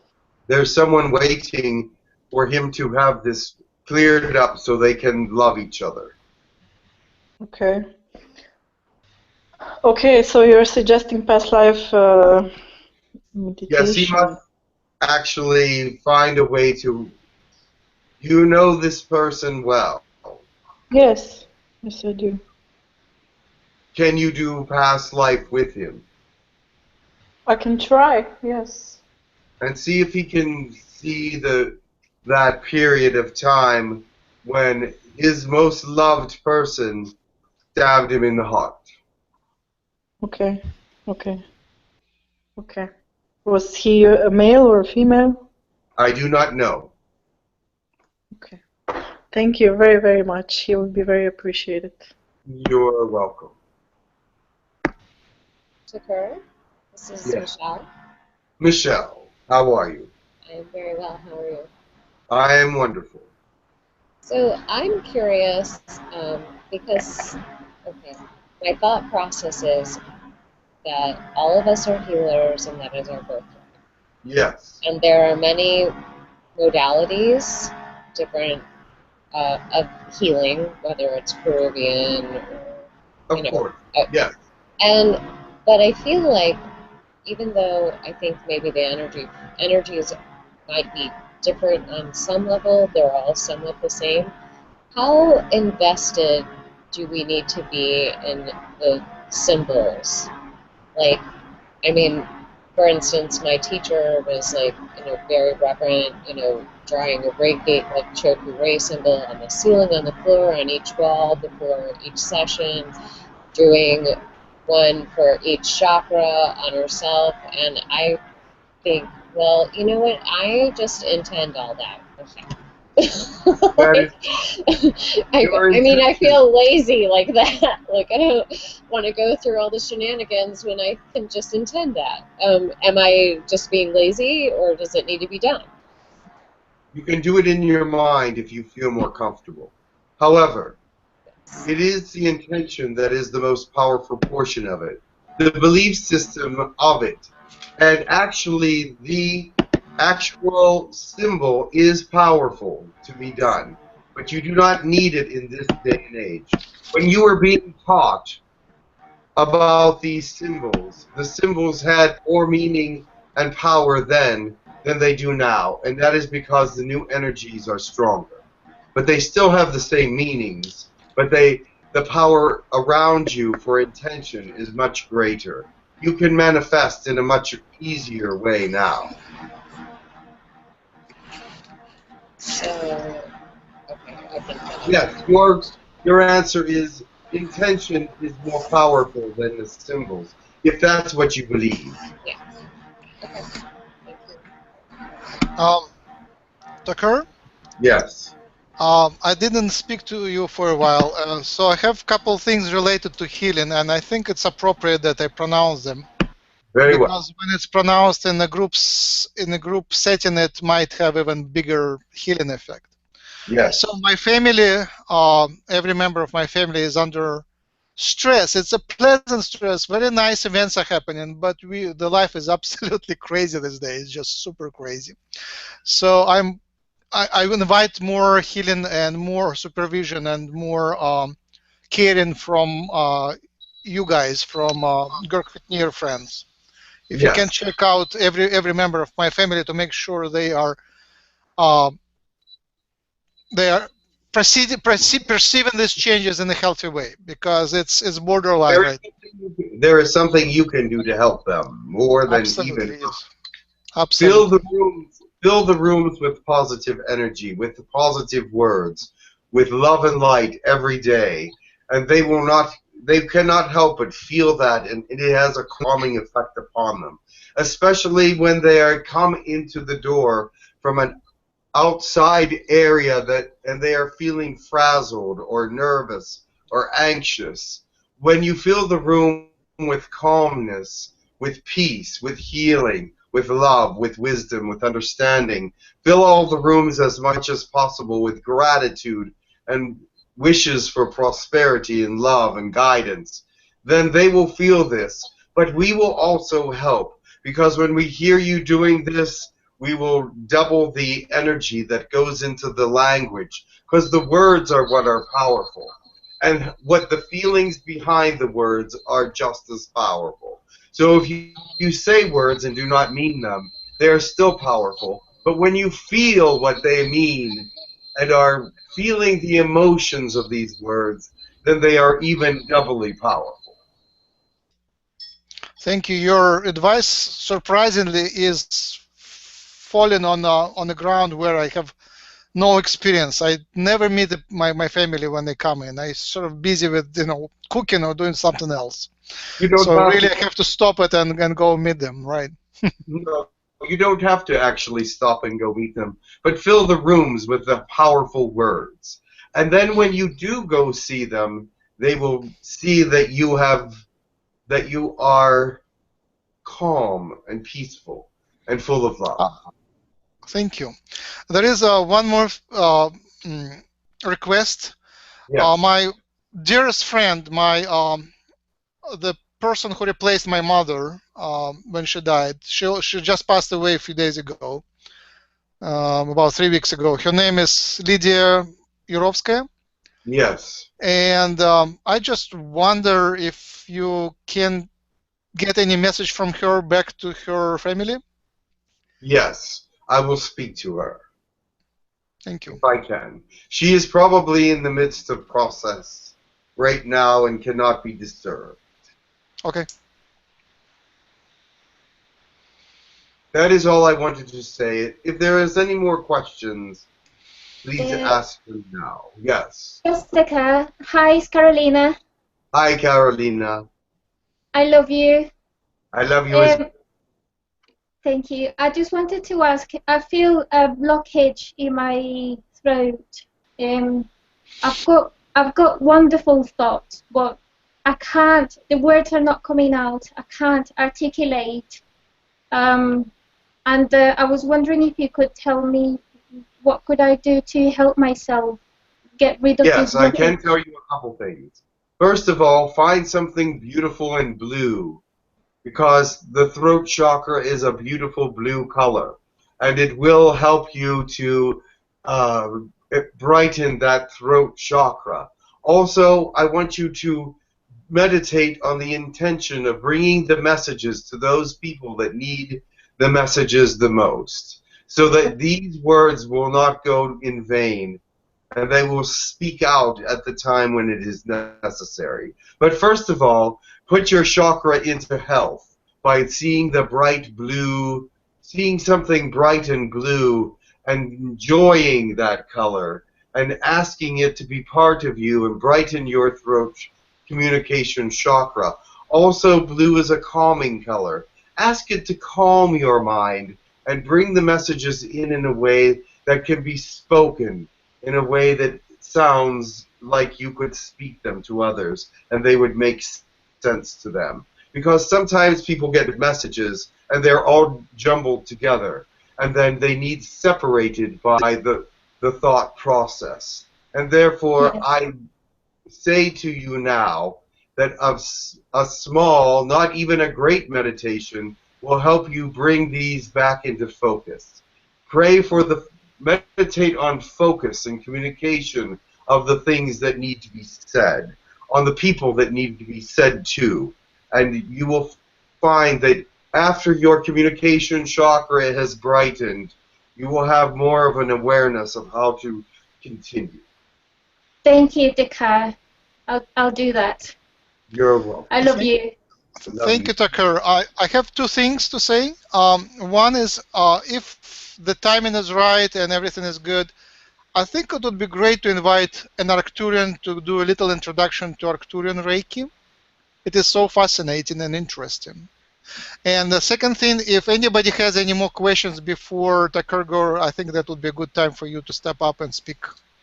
I want to have one question just to Kerr. Yes. Hello, Kerr. This is Johannes. Yes. Just before you came in through Jim, I was like preparing myself for channeling, and you were the first one, the name that came up to my mind. Yes. So I just want to ask if we can confirm that connection, or if that was just you hoping that But it was. Yes, you were hesitating, so I jumped over. Yeah, thank you. You're welcome. Tucker, I have also a question. Hi, it's Karen. How are you? Very well. How are you? I'm good. Yesterday, for the first time, I actually channeled a different beings other than Theos.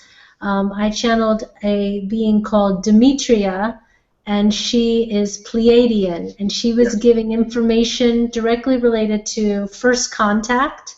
Yes. What she said was interesting to me, and since you've been in contact with the governments, I want to confirm this with you. She said that there was the consideration ongoing that would circumvent the governments when it comes to first contact, in that they were going to measure the interest of the human race versus the small amount of people within the government. And she said that the amount of people in the world that were wanting contact was far greater than those within the government, and that the original agreement was that when there reached a critical mass of wanting from the humans, that they would come forward.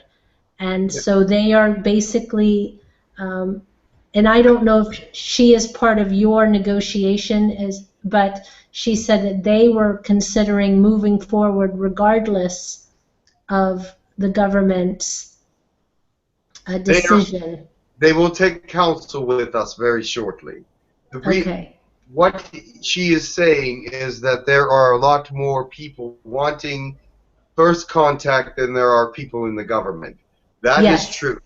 Now, what the other part she did not mention is, although there are far more people wanting first contact contact than in the government. There are still areas of the world that are not ready.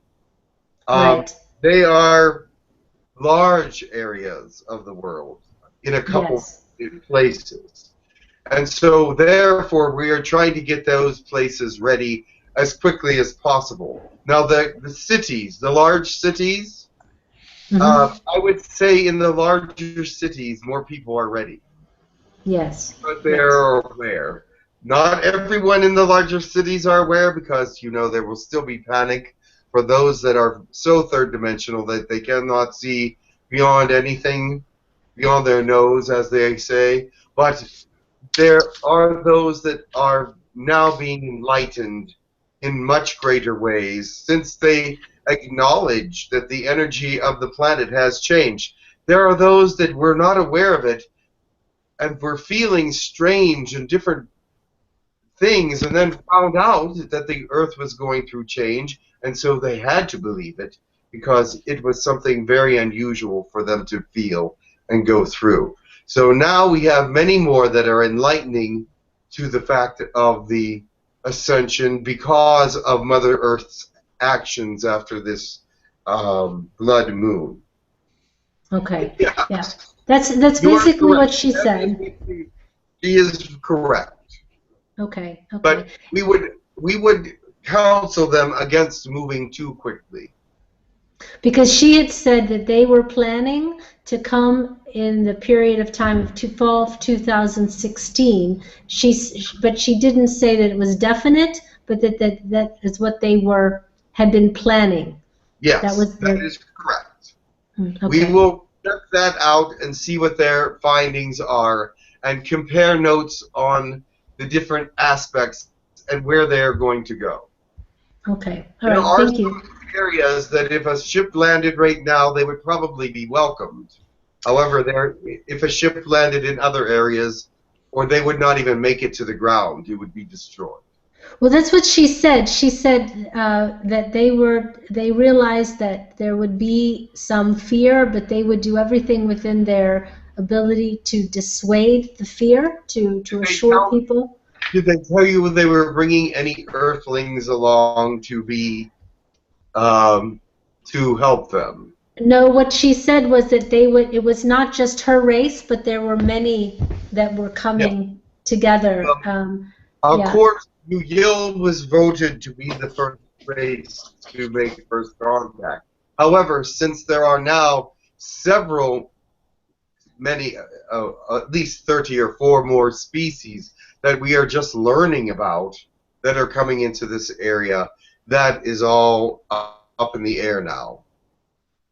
Okay, yeah, okay. It was just interesting because I never had channeled her before, and she came through very clearly, but it really sounds like, and I did record the channeling, it sounded very much like she was reading a pre-prepared transmission. So, yeah, it was... Is her name Demetria? Yes. Yes, I know who she is. From Noron. She said, I am Demetria, Noron, Pleiadia. That's what she said. Noron Alpha Centra, Pleiadia 597. Okay, thank you.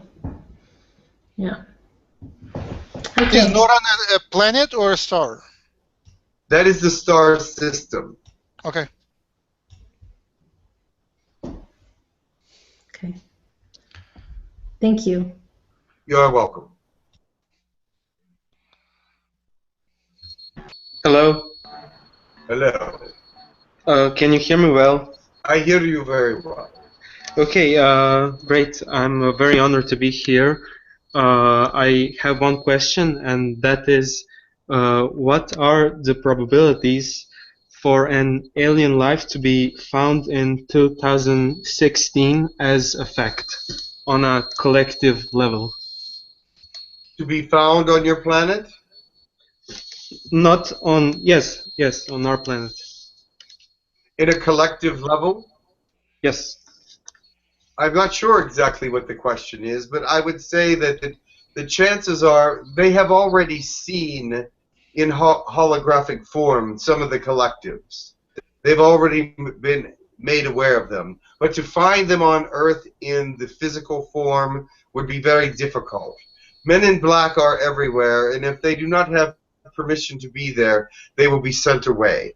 If they have permission, then they will be seen by politicians and not by the regular people of the Earth. If they are seen by the regular people of the Earth, that would be a contractual break, and there would be some problems. However, I would love to see some of the communal species appear on Earth in some way or another to visit with certain humans that are ready for it. Well, I actually meant more like found by NASA, like in a form of a microbe or something similar on other planets. They are being found. That is something different. There are some species that come through the atmosphere that are on Earth that are not able to be controlled. They're so small. They are so limited in their power, really, that they can be found by your scientists. Yes, even neutrinos can house some kinds of species. So there are many being found. They just do not realize how intelligent some of these species are. Okay, thank you. You are welcome.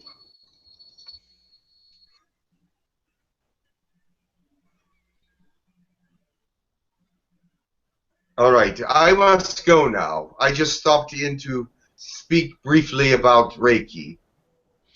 Thank you, Takura. You were very helpful. Thank And it was enlightening and much pleasure and warmth to speak to you and be in your presence. Thank you, Takura. Much love to you. Thank you. Thank you, Takura. Thank you, Takura. See you soon.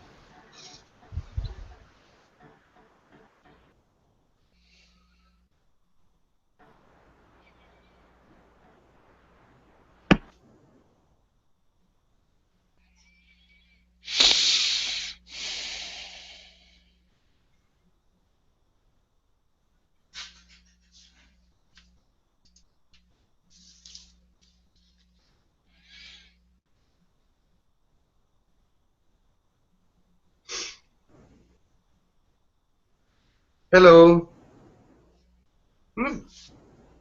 Hello. Hiya. Hello. Hiya. How are you doing? Good, good. That was nice.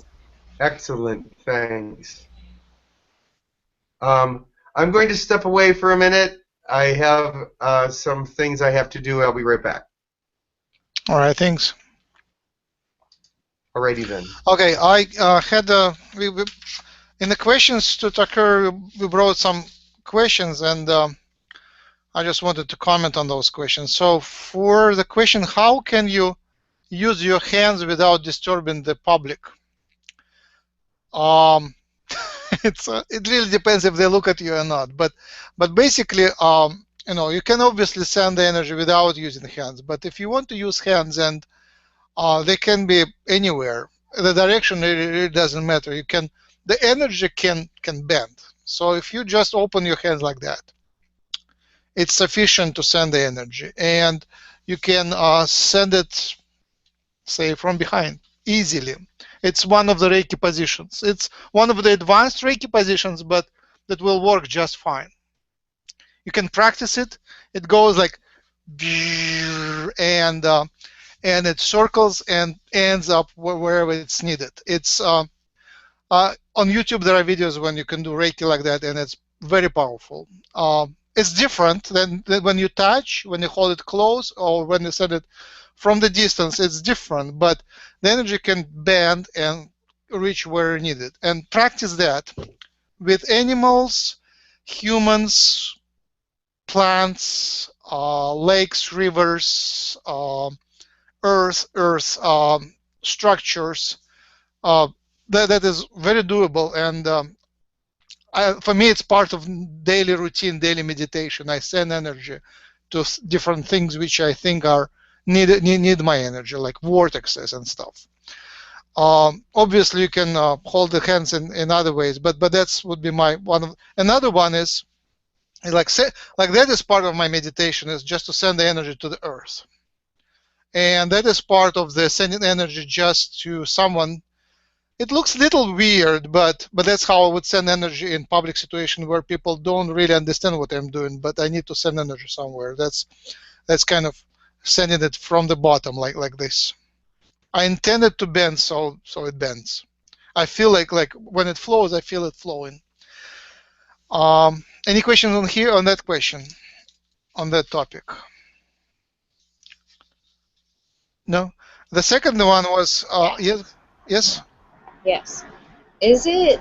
I have heard it said that it's inappropriate to offer people Reiki who have not given you permission. Absolutely, yes. So you have to make sure, you have to be sure in your heart that it's appropriate. Like when you drive and there is a accident and you feel that someone is hurt, I think it's absolutely appropriate. You are sure that this energy will be useful. Right. When it is a child and the child is clearly in need for love, like you're walking on the railway station and the child is crying, or Walmart, in Walmart, children always cry. I don't know. People who make children cry go to Walmart to even enjoy doing it on public, I guess. But that's what I think. That's where it's absolutely undoubtedly appropriate. So, and if yes. Well, the caveat to that could be like I send my intention from my higher self to their higher self, and they can choose to receive it that way. Do you think that's appropriate? Absolutely, yeah. No, I don't force it, obviously. I wouldn't send it to someone who doesn't need it, but sometimes it's rather obvious. And again, Reiki is something you provide them with the opportunity to take it, and it's up to them to take it. But sometimes it's like, imagine like in a car accident, it's not only the person like laying on the ground, it's angels around. And the fact that there is a healer nearby offering their Reiki is like the angel can grab the Reiki and put it right there. Like that's how I imagine that. I imagine that on the other side there is tons of helpers, and the fact that we are here offering is handy. It's handy. It's like I don't know. Imagine some other situation like that in physical life. Like sometimes it's just handy things come to you. Like it so often happens in business. Like you look for help and somebody who is a helper just comes and offers that help. Like here is the contact, or here is the Reiki healer, or here is some other help, or here is the information you needed. So that happens all the time, and that happens, I think, on the healing level as well. With heart pain, I would also use Reiki. Tucker didn't mention, but I think it's obvious that as soon as you realize it's a past life issue and it needs to be healed, Reiki, self-Reiki, and Reiki by others with the intention to heal that past life issue would be a prescription. So that's my prescription for you. Do Reiki, and let's do just a half a second meditation. So is it appropriate to pronounce the name of that person? Yes. If you're not sure, we can do a nickname. But I'm sure. All right. Dimitri. Oh, so we have Dimitri dominating today's. Of course. Today's vibe. So we send the healing to Dimitri's heart in this life and in the past life where it was hurt. We invite the healing energies of the universe, the healing energy of the source, the healing energy of the earth, of the sun, of the moon, of the stars, of the planets, to come to his heart and fix something which is now an illusion. It is an illusionary pain, and it can easily go. Just forgive yourself now. Forgive yourself back then. Forgive the one who hurt you. She was just a mirror of you. It was just a combination of unfortunate circumstances. And things went wrong to give you lessons. The lessons were learned on all levels now, and it's time for closure, time for forgiveness, time for acceptance, and time for healing. You're healed now, let it go. You're already a new person. You can change to a new person. You are the new person who doesn't have that problem anymore. Choose to be healed, and you are healed. Vulnerability and pain is very healing. Feeling vulnerable is wonderful. It is the way to change yourself, and it is the way to heal the world. It's okay to feel pain. Just understand that now it becomes not harmful, but healing. It is a healing pain. Don't push yourself for more pain, but when it comes, let it flush yourself and release it. Release it consciously. Release it through coughing, sneezing, air, releasing fluids, releasing energies, releasing movements, writing it down, painting, creativity. Now that pain can leave your body, can leave your energetic structures, and become something beautiful. Amen. All right. Thank you very, very much. Thank you. You're welcome. Manifest. So, negativity. As you become a Reiki healer, you can obviously manifest positive things, but keep in mind that you can manifest negative things just as easily. So in the past, it all was a mess, but now you have given a magic wand. And if you're pure, happy, if you are smiling no matter what, if you choose to be happy and smiling no matter what, your energy is healing. But if you are angry, if you are, what's that, contemptuous, is it the right word? If you are depressed, and if you thrive on that negativity, then you can create things as easily negative. So don't be surprised. Just don't be afraid of negativity. Just keep in mind, logically, have your mind watching what's happening, and whenever you notice that your negative thoughts bring up negative events, connect those, and you will be surprised how easily these things manifest. And obviously then it empowers you to manifest good things. So when you see sickness, first thing to do is smile, accept, and then convert it in something which is enlightening, like release. When you see a person crying, it could be converted to release. It could be converted to understanding. It could be converted to ascension, elevation of their spirit, reconnection, right? When you feel pain, it's not only the sign of organic disorder, it's also a sign of disbalance and blockage, which can be released, and something in the emotion, something in the past of the person which is associated with, can be released and healed altogether. So understand your power of creating negative and positive manifestation, and choose wisely.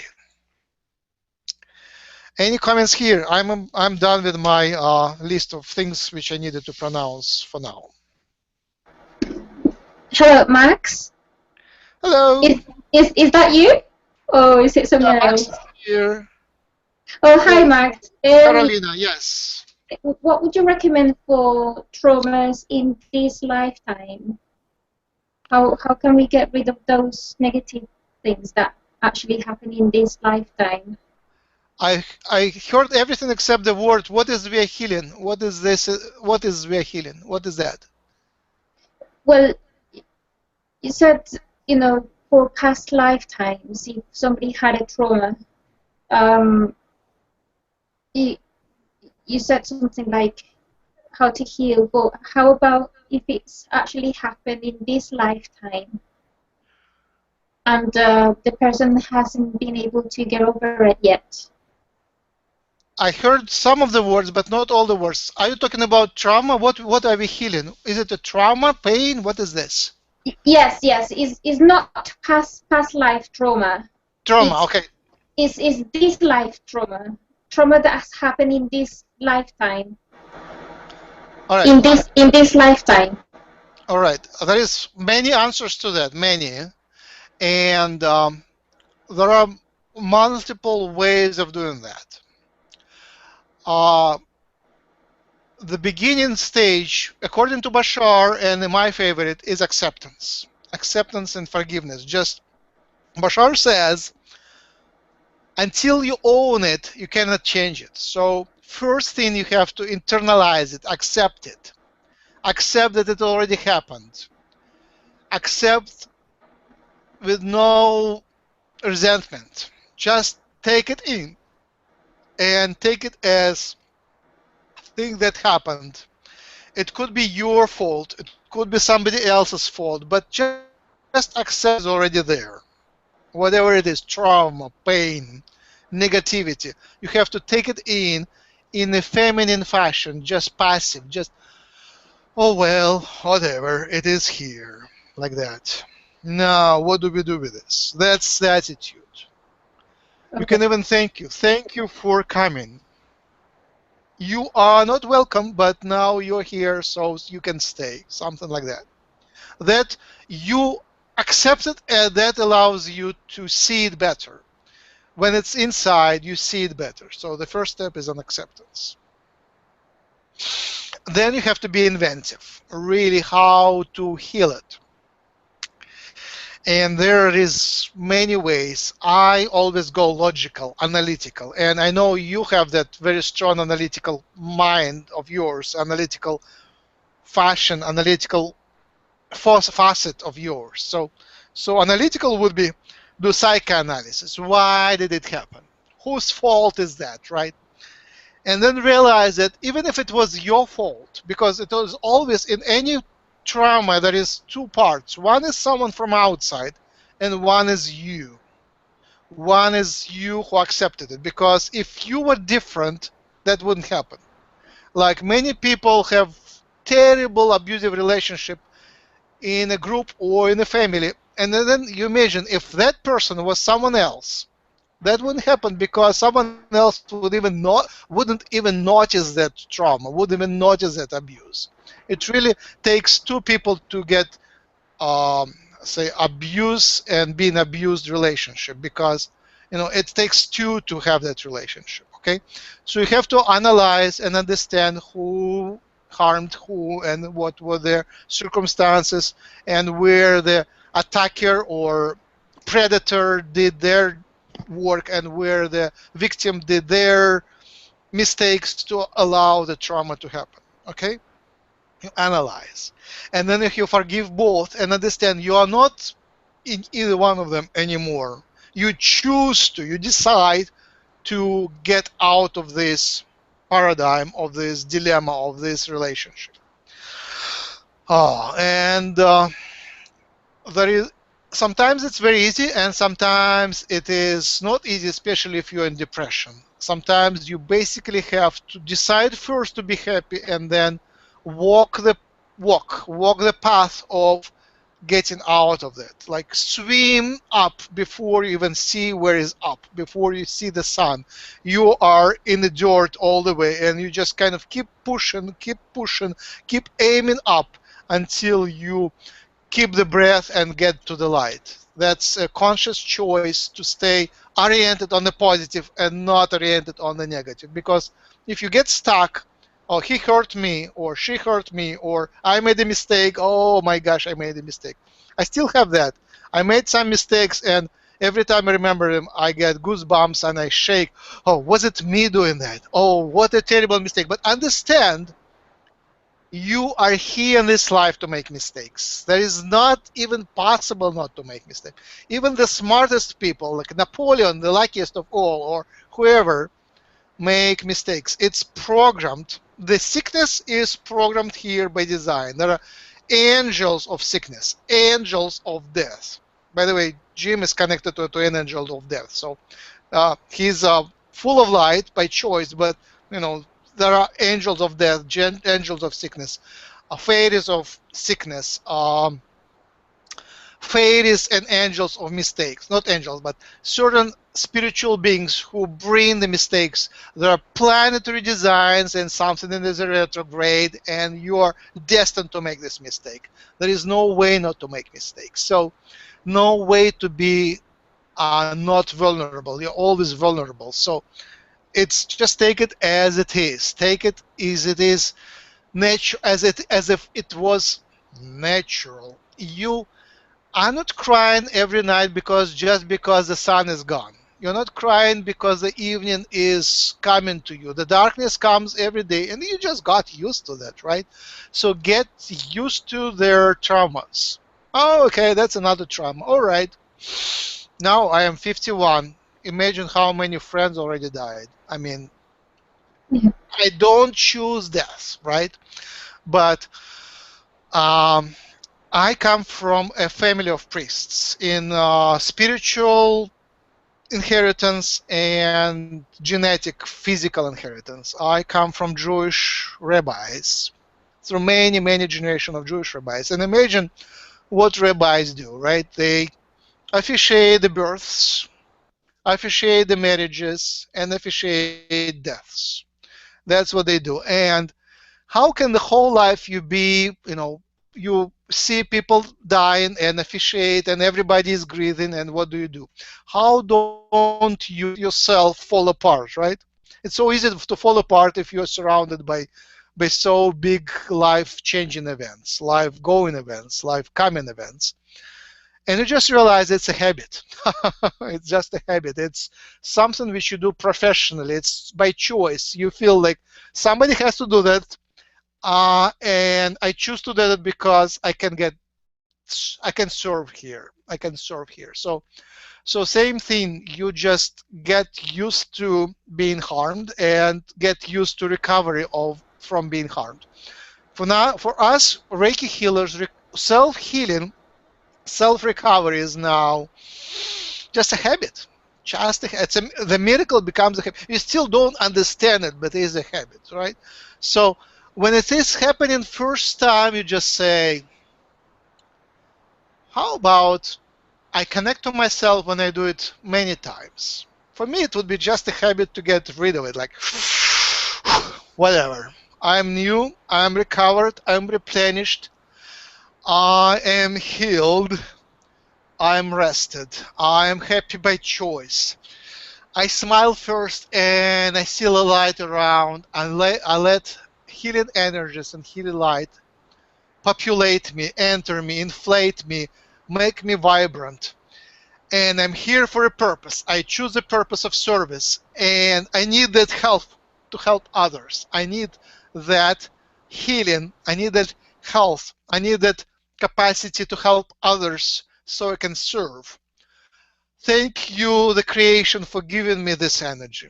Thank you for giving me this pain and teaching me how to get rid of it.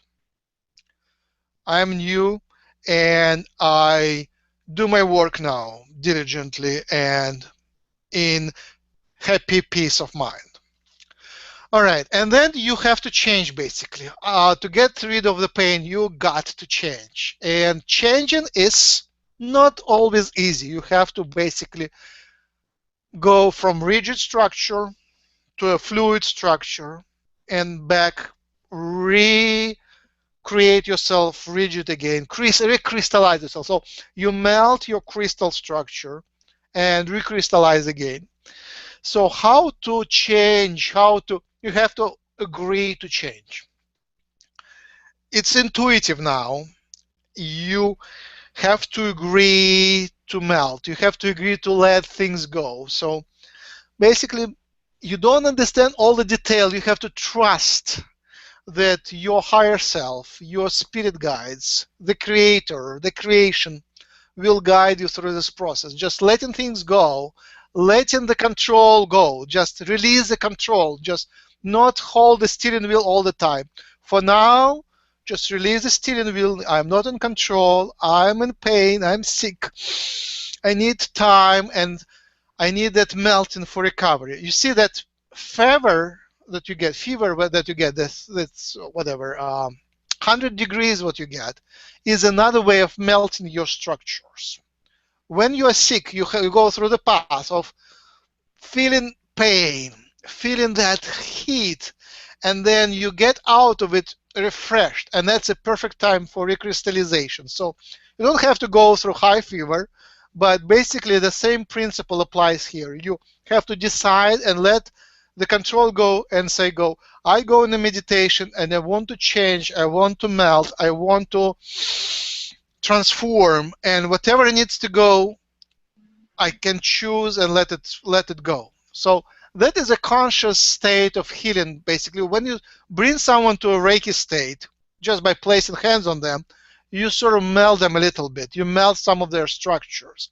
When you do Reiki on yourself, like the simplest way is just to place hands on yourself and go into nap with the purpose of transforming and changing. That's what you do. There is many more tricks of doing that change. Bashar has a beautiful meditation of the change, and for me it was the best meditation ever. It was profound. I guess, Slava, you're listening to that. Can you, if you know what I'm talking about, can you get it somehow? I think it was on YouTube. I just forgot what was the name of it. But basically, it's transformational meditation, changing meditation. And the key there was healing light, healing childhood traumas. Every one of us here on Earth has his childhood traumas, and especially in Russian culture, and also in Western culture. They teach you not to trust parents. They teach you not to trust. They teach you, first they attract you saying, here is my love, here is everything, and then they push you away saying, I'm angry on you and you are naughty, right? So how is it possible? These two things don't melt together. It's not the same thing, right? So how is it? So the child gets this childhood trauma of love and not love at the same time. Love and being abandoned. So healing that, forgiving that, understanding that, releasing that is one of the key things for change. And in that Bashar meditation, it plays really well. It plays really well. It's really refreshing and recovering. So, and then at the end, basically after doing that transformation, holding on to words is great help. You really develop a formula for yourself, and sometimes this formula is very simple. I forgive myself, I want to move on. Or the shortest form is whatever. Whatever, I move on. Whatever, I am new now, I move on. Whatever, I have life to live, things to do. I choose my highest excitement. I am needed. I want to move on. And that's about it. And then you can structure it in many ways. Any comments, and does it help here?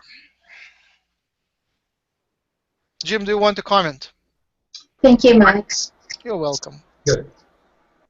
That's good. I think that moving on is a very important part. There can't be enough emphasis putting on after you've done all the things that you need to do, not to go back to this, not to bring it back and dwell on it again. If you start finding that you're hurting about the same things that you have forgiven and released, then it's not forgiven and released.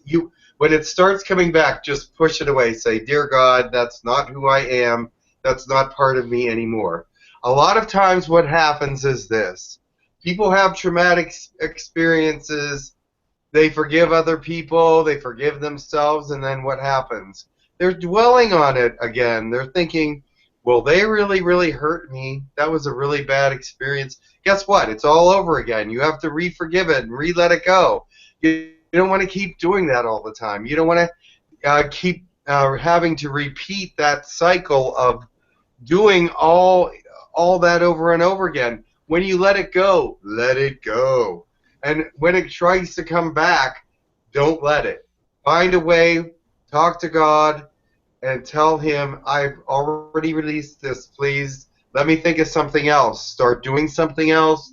Start thinking something else. Because dwelling on that past thing is only going to hurt you and not help you. Thanks, Jim. Wonderful. I want to share one of my lessons. Obviously, it is about love relationship. There was a wonderful, beautiful girl, which I don't want to put the time on it. Love. I would put it in present time. I love. And she had a property that sometimes she would bring me absolute joy, and often she would bring me absolute suffering. It was just a nightmare how painful it was. When she was mine, it was beautiful. When she was sort of living to some other people and spending time with other people ignoring me, that was so much pain I couldn't tolerate it, right? It's classical, right? Classical. And I understand everybody goes through that. But at some point, I realized I go through that cycle of joy, suffering, so often that it is something in me, not in her. It's my property. It is something which I need to change, not in my relationship to her, but on my side, And I decided, how about, in physics it's called demon of Maxwell, but really it's you allow joy in, and you don't allow yourself to suffer at all. Just put a blockage. No, I wouldn't suffer. She wants, she enjoys making me suffer, or she doesn't enjoy, but I choose not to suffer. It was even before Bashar. I just chose not to suffer at all. I wouldn't be sad at all. Whatever. Joy is accepted. Suffering, no, I don't want it anymore. So simple, right? It was hard to implement, hard to take it in, but it was one of the biggest lessons in my life, actually. You take joy from the environment, and you don't take suffering. No, it's not mine. No, sorry, I refuse. Yes, it is conventional. It's people used to suffer in this situation, but I wouldn't. Yes. Remember what they say. If you get negativity from somebody, that's their negativity, not yours. If they try to give it to you, it's not yours. You don't have to take it. Be who you perfectly are, accept who you are, and if you have pain there, then find out where that's coming from. But when other people try to give you pain, you don't have to accept it. It's not your pain. It's theirs, their pain that they're trying to give to you. Do you understand that? Their pain they want to give to you because, why? It's just part of who they are. And when you're giving pain to other people, that's you and not them. Because what you're doing is transferring your pain onto them, and that's what they do to you. They transfer their pain onto you. And you don't have to accept that kind of thing. But I hope you're not the one transferring the pain onto them. You need some introspective if you are. You need some to let go of some of those negative properties if you are. But remember, when you look at people with unconditional love, that's all you see is the good stuff. If they start giving you negative stuff, then that's when you can really realize that it's not you. It's not you. If you're giving them love and they're giving you pain and suffering, who's at fault there? You don't want to say fault, but who's giving the negativity? You don't have to accept that. It's not you. Even if some of the things they say you can relate to, like if they call you a lazy bum, blah, blah, blah, and you are a lazy person, it's still not you because it's their words. You don't see it that way. obviously. So don't accept it the way it's said to you. You can maybe bring it in and say, okay, I understand what they said, and maybe some of it's true, but you don't have to accept it as negative.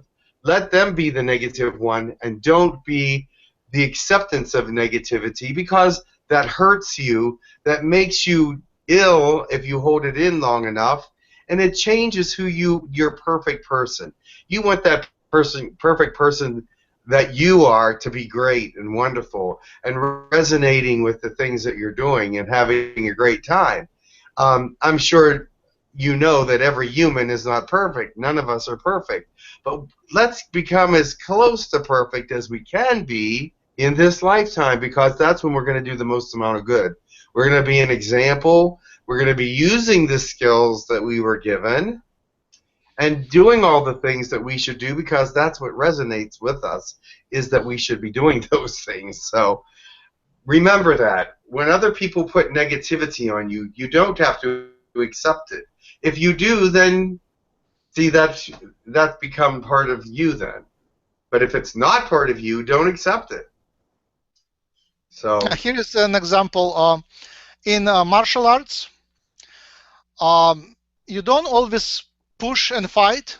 Sometimes you just step aside and let the other person should go through and use their energy and fall by themselves. You don't really participate in the fight. You kind of invite the attack and then kind of step aside. So that is that, or in fencing it is the same thing. Sometimes you push and poke, and sometimes you kind of just step aside and let the other person go through. So that transparency is sort of passive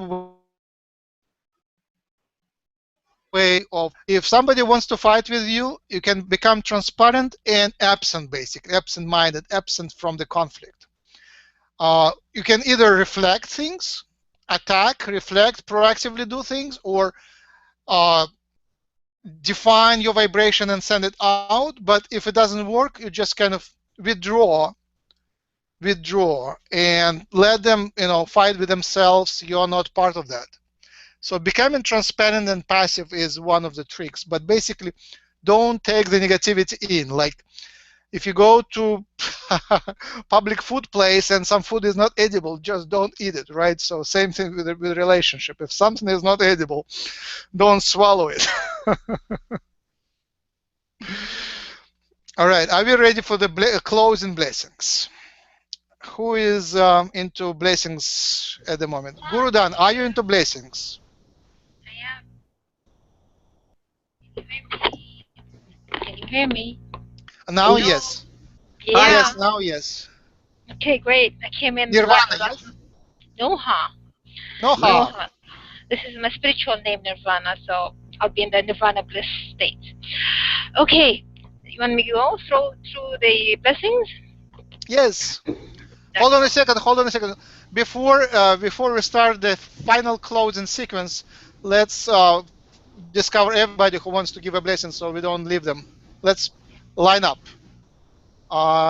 We have Philip, Michelle, Luca, Johan, Jasmina, Jim, Gurudan, and Caroline. Anyone is into blessings? I can try and make one blessing after Noah. Okay, nice. Oh, Mister. Okay. All right. Okay. I just want to say something about negative, negative attacks from close people, close surrounding people. I face it here in the family, but what can I say? I keep on telling my mom, just relax. Why you're like this? You should relax because you're in a different world. What is this? Cool. I keep on telling her, cool down. She's not getting it. So what I'm taking it from one ear to the other because she's always on that state, And then just draw in the light. So you become light. If you become the light, then whatever is coming through to you is not affecting you. And I'm also into breathing because I got it from my yogi studies. Breathe a lot. When you breathe a lot, what happens is you have this shield about you. It doesn't affect you that much that it used to be. Before it used to be very effective and it used to burn me, Now, whatever she says, this is what she is at the stage. You cannot help it, I'm just repelling light, you know, all the time. So wonderful. Yes. Yeah, breathing technique does help. Believe me.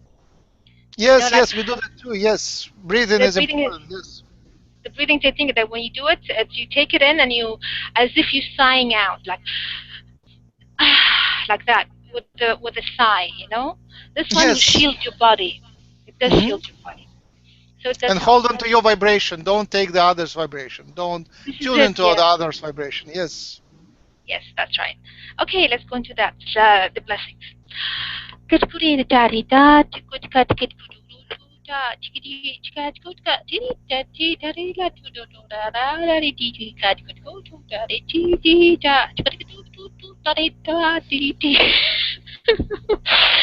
you. It comes like woodpecker to me all the time. I don't know why, but it's like that. This is what it comes like. Wonderful, wonderful. Thank you. I think it was about the birds. All right. Thank you.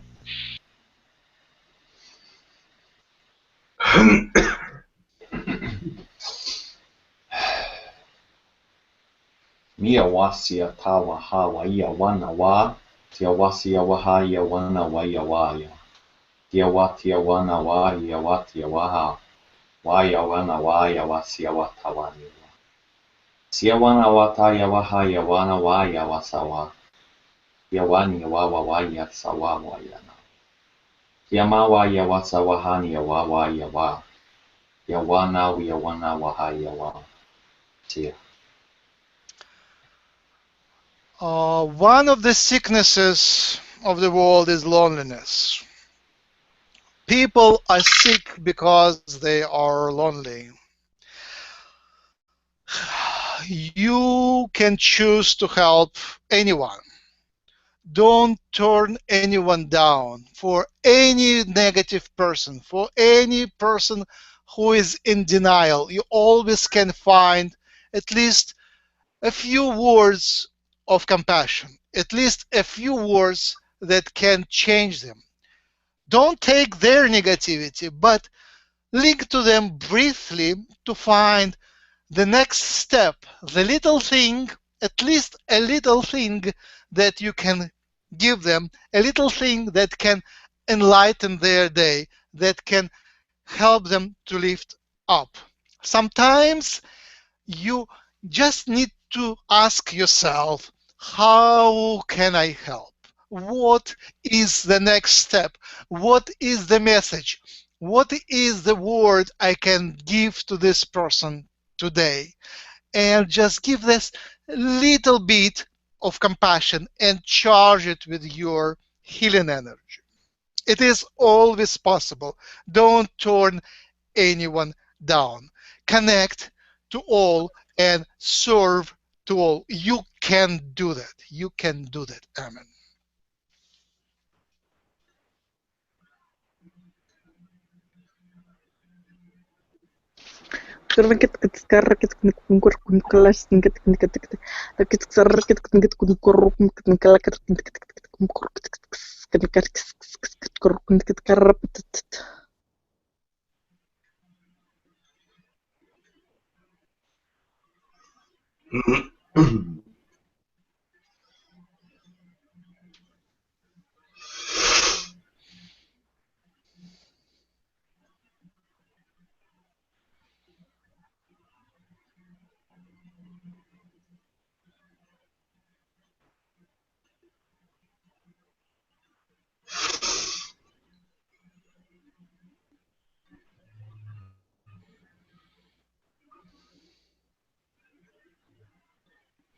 Thank you, Lord, for this time of learning, for this time of community, for this time of being with each other and learning more about each other and about wisdom and different things, how to become better people, how to become better acquainted with spirit, how to be better healers. We just ask that you would be with us now as we go our separate ways. We love you very much, and that we know that you're always with us and guiding us. So keep us in good spirits.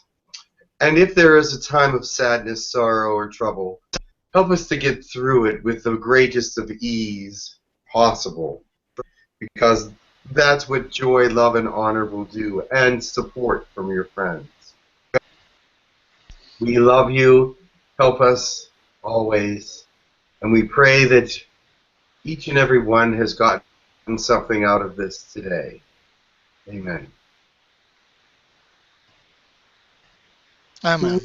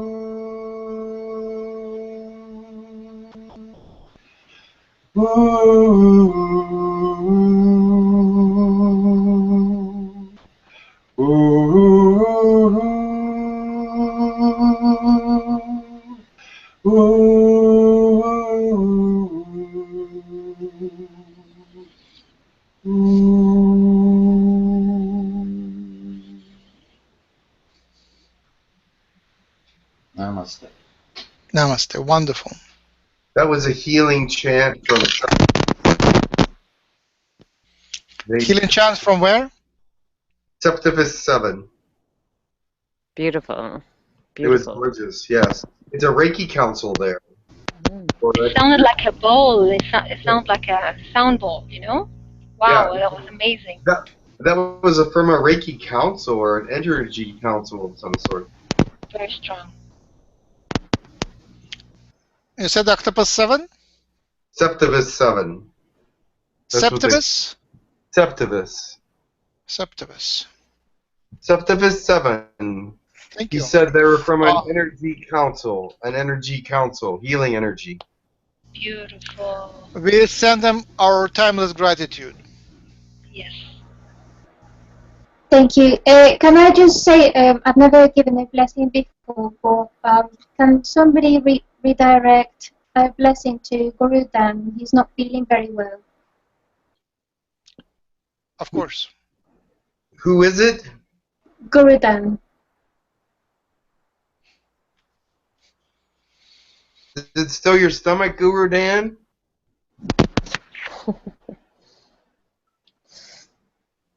Said it's lying down. Yeah, it was. Yeah, it's been bugging me the whole time. It really came up again a little while ago and go, oh, well, I'm going to lay down here and take it easy. Yeah, I don't know what it is about today. It's just today. All right, I'll send some energy to you, Guru Dan. Thank you. Hey, Guru Dan. Yes. You know, when you have recently been activated with energy, your body does lots of fun things, some of which feel like flu or death. Like, that was my experience. Preferably not in that order. So, I mean, if you can connect it to that, like, my body is shedding old things because I have new energy coming in. Yeah, it's doing whatever it's doing. Yeah.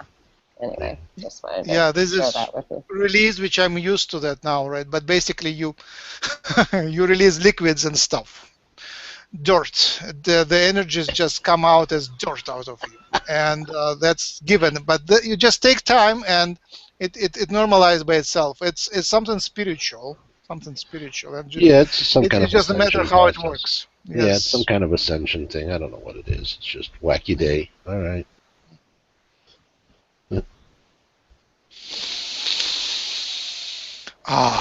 Thank you, everybody. It was really fun to do the meeting with you, hang out with you. Thank you, Carolina, Guru Dan, Jim. Yes. How soon to go now? Well, we've been on since 2 o'clock. Oh my goodness. Oh God, I just came the last minute. Luca, Michelle, Nirvana. Thank you, everybody, and thanks for everybody. There is 4 viewers now watching, and Thank you, everybody who is watching watch. later. Yeah, we will. Thank you. Thank you so much. All right. Much Goodbye. love. Much love. Take care of yourself. Much love. Bye-bye. Bye.